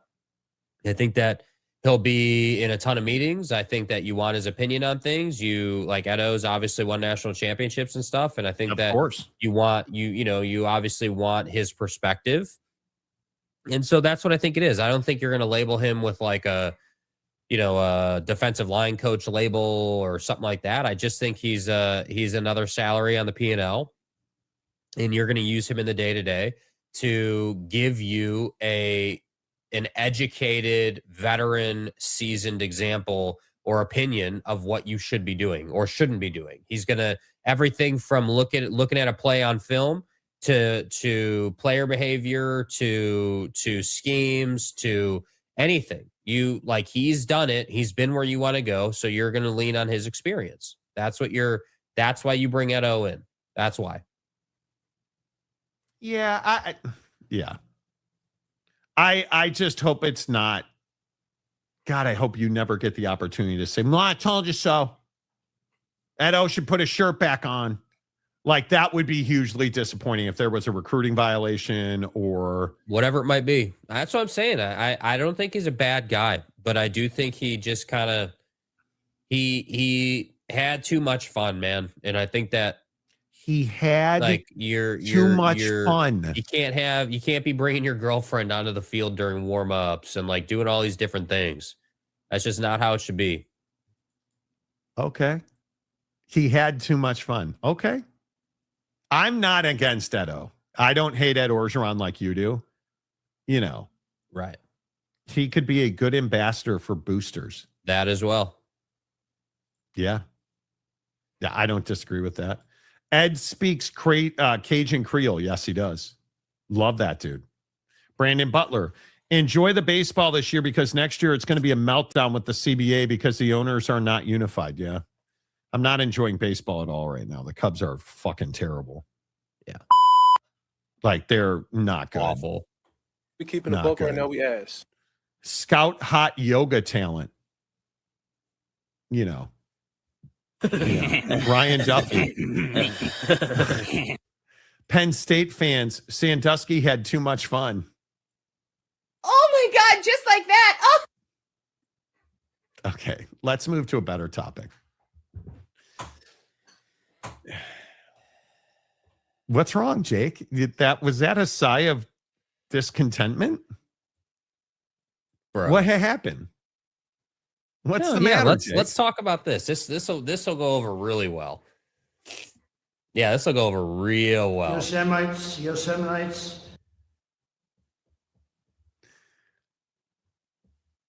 It's actually not that easy, but for me it was easy. So now you don't want to talk about this. We can talk about it. Yeah, we can talk about it. I'm just not trying to have whatever this is. I'm just not trying to have some government conversation, dude. I'm just not. Okay, where do you come down? I'm not having a government. I'm talking UFC, the Ultimate Fighting Championship. Yeah, UFC the Ultimate Fighter. Live Run on the bald guy. Live on the lawn at the White House, UFC 250, everybody. Monty Show live. Yeah. What do you make of this visual? I'm not a huge fan of this, dude. I think I'm going to speak in generalities. You guys can make of it what you want. I'm never going to be in favor of monetizing the White House in any form or fashion. I think the idea that you have a spectacle on the front lawn or whatever is kind of ridiculous. And I just don't like where we're at as far as what the White House stands for. And that's what I'll say about it. I think that there's a reason that presidents go to events. They don't host them in this sense, right? Like you don't, in my opinion, this is just not how we should be doing things. But, that's just me. I am not a fan of this. And I continue to struggle with this. And I'm not just, how do I describe that? I don't know why I'm not a fan of this. I don't know. I don't know why I hate this, but man, I hate this. I don't necessarily think it's bad to have an event like this at the White House. This is not it. If you want to do something, I don't know what it would be. This just doesn't feel like the right fit. Yeah, I mean, I just think what's hard is that I feel like it's only happening because of who knows who and people trying to get money and do these different things. And that's what I miss about prior administrations, both, on both sides of the aisle. Boy, there was a prestige about it. And I just feel like we don't have that right now. And again, I'm not interested in discussing different topics inside of that landscape, but I just feel like you look at this building right now and it's not like, hey, yeah, like that's the White House, bro. There's a certain panache, a certain prestige, a certain way we do things. And I just miss that. That's what I'll say. Well, Buddy legitimately wanted this ballroom to host Dancing with the Stars. That hasn't worked out so far. Is this a substitute? Nah, I don't think this is necessarily a substitute, but I don't know. I hate the way this looks. I hate the way that it's setting up. I just don't love the idea that the UFC is going to have an event on the south lawn of the White House. Yeah. Yeah, it's not. Yeah, I'm not a huge fan. They will probably have concessions from McDonald's there because Buddy does like McDonald's. Come get your Big Mac, right? UFC at the White House is pathetic, disgusting, undignified, unnecessary. Could be. Yeah. Chuck says Dana White is always welcome at the White House. He is. They're very close friends. Very close friends. Mike Smith, Mountain. It's been a long time since we sang Mountain Mama on this. Jake, go ahead and sing it. No, I'm good, dude. I'm gonna pass on that. Why? We're gonna pass on that. West Virginia. Sarah said, yeah. The ballroom is a mess, and you have had attempted attacks on the POTUS. Yeah, did you guys see the video of Buddy in front of the White House getting lit up the other day? Like, what were you thinking? Monster truck rallies in front of the Lincoln Monument. Right. Teddy Roosevelt would have loved this. He would have, in all seriousness. Right? He would have loved it. Teddy Roosevelt actually did the boxing sparring and had eye damage as a result. I did not know that. Brandon Butler, when did we turn our government into bread and circuses? It is very similar to Gladiator, which I think that's a reference to. But, who is going to get the naming rights on the White House Stadium? Yeah, I don't know. People will defend literally anything. Yeah, they will. Yeah. Giggity, hello. Thank you for your service, my friend. Hope you are well. This is a classic example of a guy overcompensating for a lack of something. Okay. There was an article I sent to Jake the other day from the New York Magazine. And I don't know that you guys will find this interesting or not. Do you remember the article I sent you, Jake? Vaguely, but retread it for me. The big little penis panic is alive and well in American men. Men have an incredible anxiety over the size of their and you know, was this a what are do you have the numbers of the study, or like what are they referencing? it is not necessarily a study, it's just a conversation. In the past 3 years, this author has talked to 5,000 men who admittedly have anxiety about the size of their cock. And he claims over 55% of the men that he studied have some level of anxiety about his cock. I don't have any anxiety about it. I embrace what it is, tiny. You know, I need a dick. I embrace what it is. Right. Not big enough. Right. You know. Right. Do you have any anxiety about that, Jake? Do you have any anxiety about the size of your? No, I you're never gonna see me in an F-350 diesel putting out black smoke, dude. That's not happening. I'm not. I don't need to compensate or, proclaim my greatness to the world. Like I'm more than happy with what I got working, and I'm frankly, more than happy with what I've got working. Yeah, I think that dudes who have anxiety around that, probably need to work on, their relationship with themselves a little bit, man. Because it's not just about, again, what you got to work with. It's about what else you got to offer. So, but okay, that's spoken like a guy who fits in a thimble. But my point is, why do we make such a big deal about this? Like, I feel like, and Mrs. Monty and I joke about this all the time, but I feel like as dudes, we make a big deal out of this. I feel like as dudes, we think about it, we talk about it, we joke about it. We make a big deal out of it. Can you measure it? Right? Like we joke about shoe size. Now, I'm a guy that wears a size 15 shoe. You know what they say?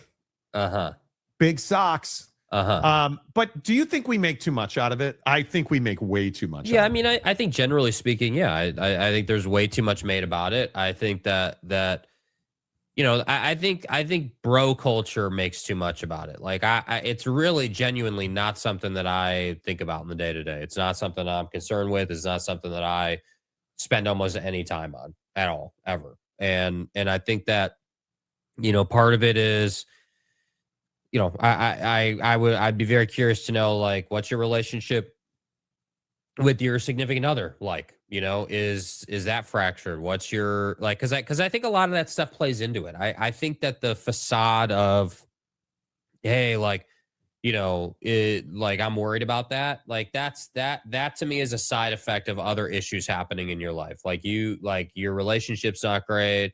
Oh, it must be this or it must be that or what? Like, you know what I mean? Like I just think it's an easy cop out excuse versus saying this is maybe it's like the whole ED thing that we've seen just go through all the ads and all those companies. Explosion. Yeah. Yeah. Like it's them preying on men's issues that are not caused by anything other than, hey, maybe you don't eat the way you should, or maybe you're not working out enough, or maybe, what I mean? Like, I think it's more than that. I think as men, we face unique challenges, and performance sexually is one of them. And I think that men are incredibly I think a lot of men lack confidence. And I think it's because there's a lot of stress in the world right now. There is. Right. And I think our young people have so much access to pornography. We don't promote relationships and human interaction the way we used to. Right. I mean, it's just not part of a lot of people's day-to-day lives, frankly. So I think it's bigger than I think the lack of human interaction is crippling to men. I do. I think it erodes confidence. I think it is one of those things where when you don't, on a day-to-day basis, interact with other human beings, because we're so isolated now, and it's why I'm a big fan of return to office. I think it's been very interesting. My wife works in an office every day. It's very interesting how energized she is about her work from working in an office.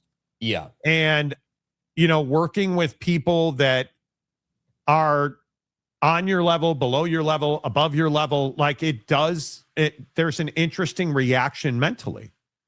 And my belief is, I think you have to find a way to build relationships in your lives. We're not meant to be isolated people, especially men. No, we are not meant to be isolated people. And when you are lonely or your relationships are dysfunctional, I think it takes a long-lasting, deep toll on your psyche. Mm. And I think all of these sexual performance issues, the inability to perform with a partner, the insecurity over the size of your is a big deal. And I think a lot of it is because we don't have day-to-day human interaction the way we used to. Yeah, no, I completely agree.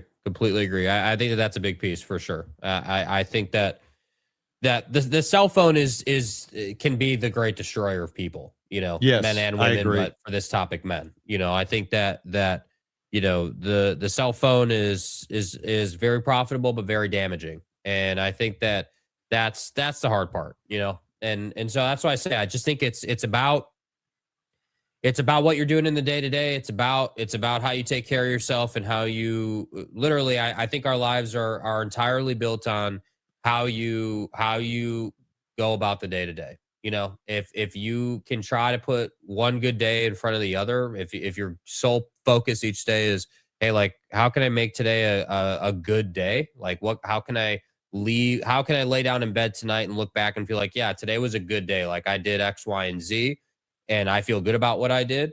That's going to help you in other areas of your life like this. And I think that we don't really look at it that way. We're just solely focused on, oh, well, this is a problem, that's a problem, this is a problem. Well, I got to put out all these fires. And I just more now than ever, I'm just a big believer in time and space, man. Things happen in time and in the space that they should happen. And sometimes you gotta realize that. And for issues like this, like, if you have issues like this, if you got confidence issues or performance issues, then you need to do something about it. Doing nothing about it is going to get you just that, nothing. Like, 100%. You got to do something about it. All right, let's wrap the show today ripping the Oklahoma City Thunder. Yeah. This is I can't watch it anymore. I refuse to watch the rest of this series. Victor Wembanyama is a fraud, number one. He's not that guy yet. Number two, whatever this is with the NBA and the Oklahoma City Thunder, somebody help me understand it. Now, I understand I'm not a smart man, but I'm watching a game where it's not just SGA anymore. You go look at the Jared McCain highlights of the calls he's getting in his favor, and not like the sequence with Dylan Harper is disgusting, where he elbows Harper in the throat. Harper stumbles, so McCain goes by him and runs into the front court, then stops, sticks his ass out, falls to the floor, and they call a foul on Dylan Harper. Make it make sense, dude, because it does not make sense to me, and I think it's absolutely destroying the NBA because I'm not watching the rest of this series. Yeah, I just don't understand what the NBA has to gain by pushing OKC forward. This is my biggest this is where I'm confused. So like, I understand that generally speaking with officiating in any sport, the home team is going to get an advantage of sorts, right? Like, you're going to get a couple more calls. Like, that's just a well-known thing in sports. But But this is like a whole new level, right? To use Dabo's words, right? This is a whole other level of tampering. This is officials going out there and looking for every opportunity to blow the whistle for a team that's already a solid team. They're already a really good team. And I just don't understand what the NBA is doing with this. Like, why are you trying to push this team forward? We're not talking about the Lakers, the Celtics, the Knicks. We're not talking about big market team here. This is Oklahoma City. Like, this is why I often wonder when I get called the tinfoiler on the show for my takes on the NBA. I do genuinely wonder. And typically I'm not this guy, but like, what's going on between the commissioner and these teams? What's happening with officials and these teams? Because you can't tell me the Tony brothers of the world actually see these calls as fouls. I don't believe that, dude.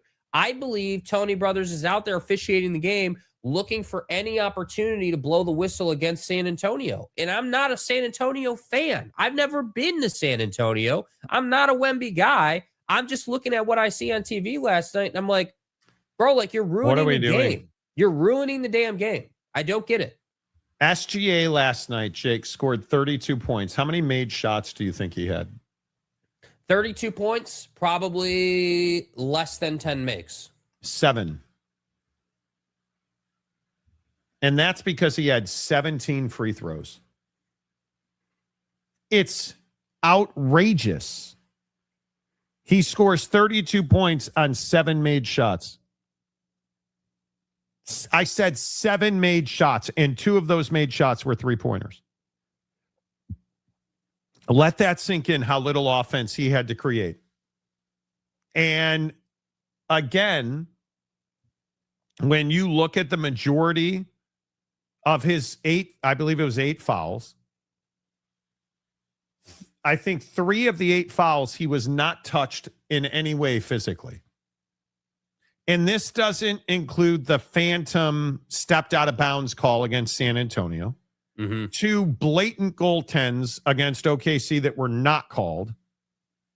A ball off of Chet Holmgren that was called to Oklahoma City.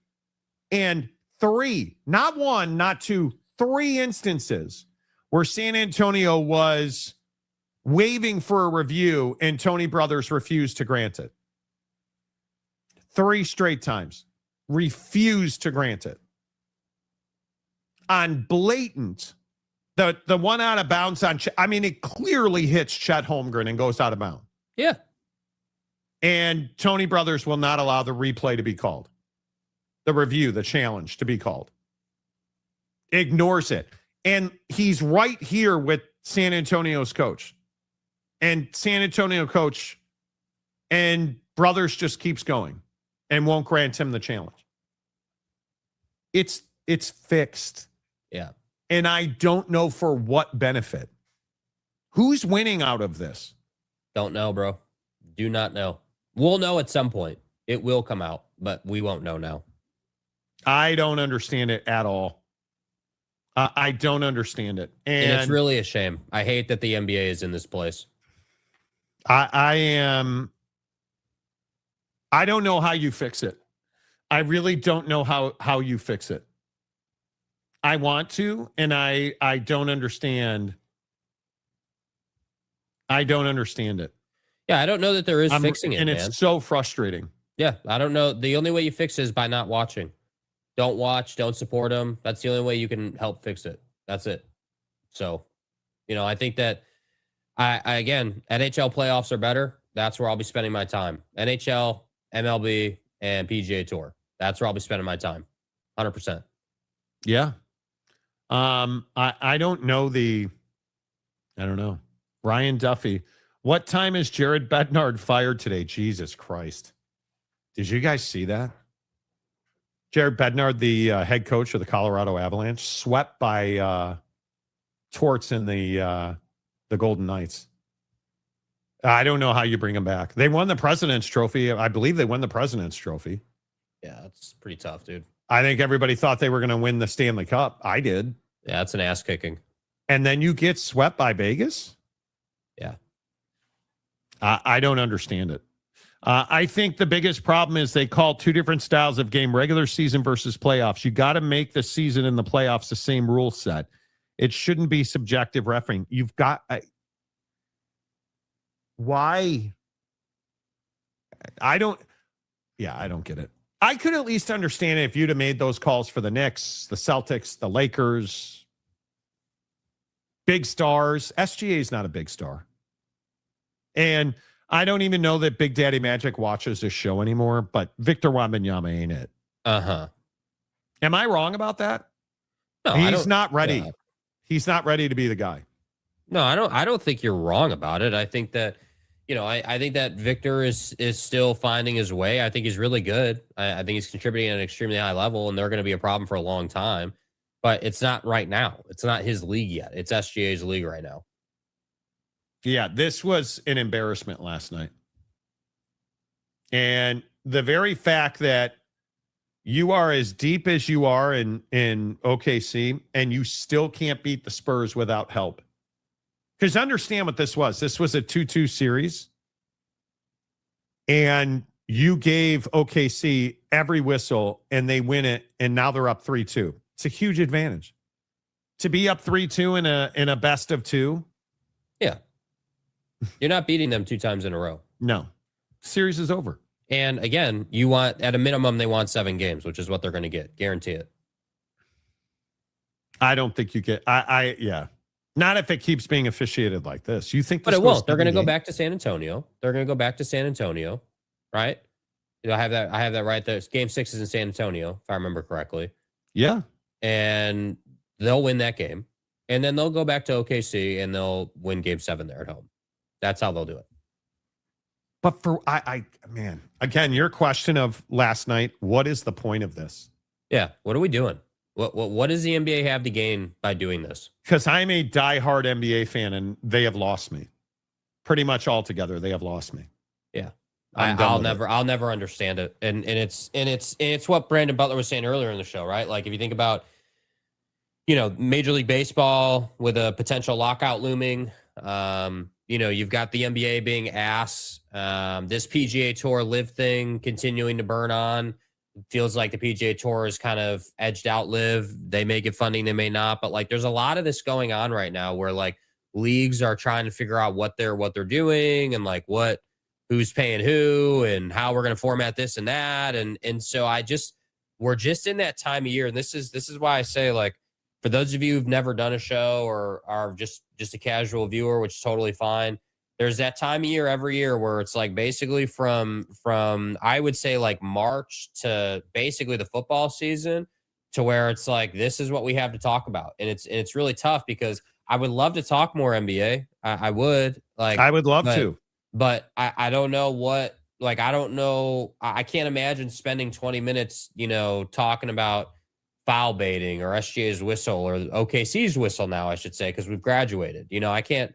That doesn't seem productive, and that's what's difficult. So then it's like, all right, well, what is there really to talk about in Major League Baseball right now? Okay, well, yeah, I mean, I guess the Dodgers. I guess you could talk about the Yankees a little bit. I mean, yeah, sure, Cubs, but like, there's not like a driving narrative right now that that's just such a big deal. I mean, the last thing that we had was Edwin Diaz cockfighting, and we never really even got to that. Like, but again, like if that's your biggest story in the league, where's the league at? So that's why I'm saying it's not a great.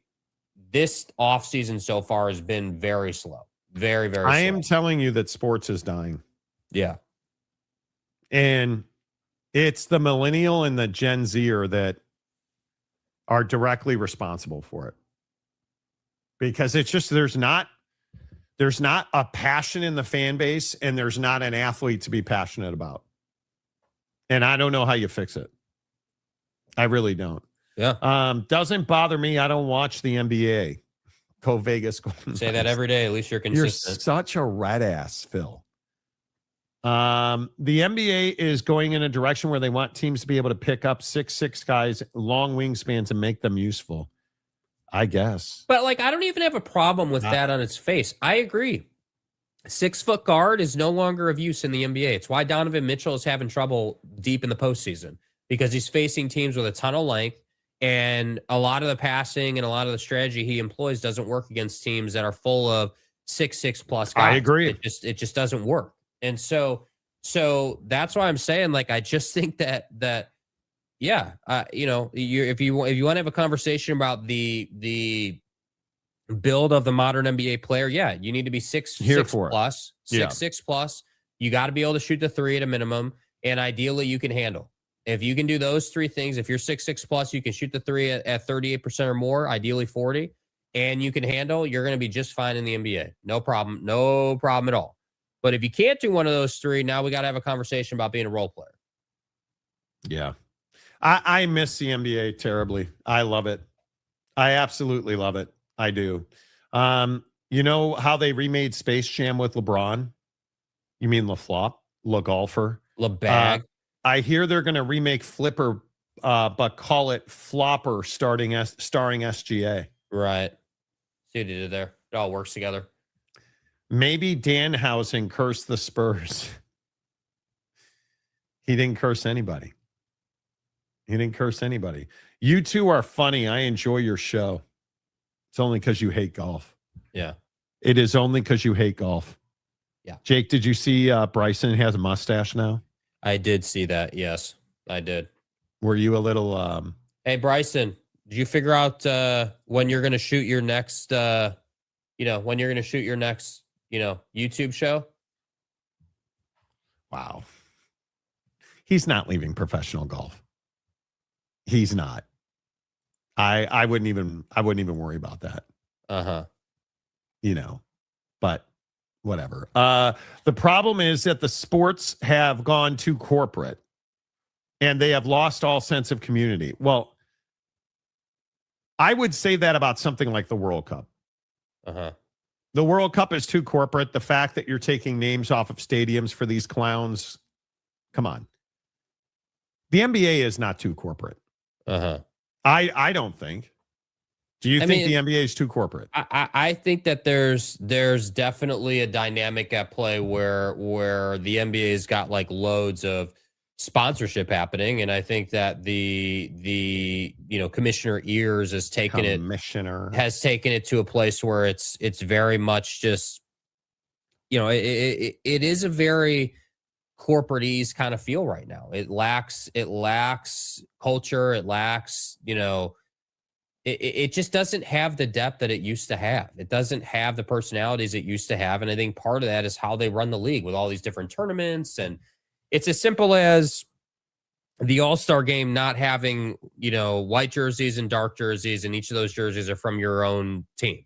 It's as simple as going away from little things like that and going to the World versus USA or doing a draft or like, you know what I mean? Like they just have gotten away from the older traditions. And I think, that's like, there should be a league mandate that stars have to do the slam dunk competition, man. There should be so many different things that they should be doing that they're not. And so then we're surprised when the league falls off and it's like, well, you guys aren't doing anything that you should be doing. Like that's the issue. So, it sucks. It's brutal. Like, and typically I'm not the, hey, this sucks guy as a take, but this does genuinely just suck because it's just being ruined. All right. And before we leave, let's ruin your day. Iranian state TV. Oh God, here we go. Has released a memo of understanding with the United States to end the war in Iran, which is not finalized. The U.S. will call for U.S. military forces to withdraw from the vicinity in totality of the vicinity of Iran in totality, lift the blockade on Iranian ports. In return, the Iranians have committed to restoring the number of commercial ships transiting the Strait of Hormuz to pre-war levels within 30 days. The management and route of marine traffic through the state will be controlled completely by Iran with oversight from Oman. So what did we... Nothing. Nothing. Oh, nothing. There is nothing in this memo of understanding about enrichment materials or minerals. Nope. Yeah, I That's just not paid good. $95 to fill up my car yesterday. Don't help That's not Americans. good. Don't worry about us, dude. It's fine. That's Don't not worry about good. us. Just gonna go ahead and put that down. Yeah. Yep. Don't Let worry the about us. negativity begin. Yep. Let the negativity begin. Tomorrow we'll debate 12 or 24 on the Monty Show, presented by the Advocates. The Advocates. Yeah, $12 or $24 a gallon. What do you prefer? UFC 250 straight ahead on the Monty Show. Yeah. Please hit the like button on your way out the door. Appreciate you guys watching the show, presented by the Advocates, the best injury attorneys in the business. It's the most dangerous 100 days of the year. Please slow down when you're driving. Please limit your distractions. Keep your eyes on the road. There's a lot of families, kids, everybody's on the streets. Slow down. Be careful. And if the worst happens, get the best at theadvocates.com, where you don't pay the advocates unless and until they win your case. So get clear, risk-free advice 24/7, 365. Until tomorrow, say goodbye, Jake. Goodbye, Jake.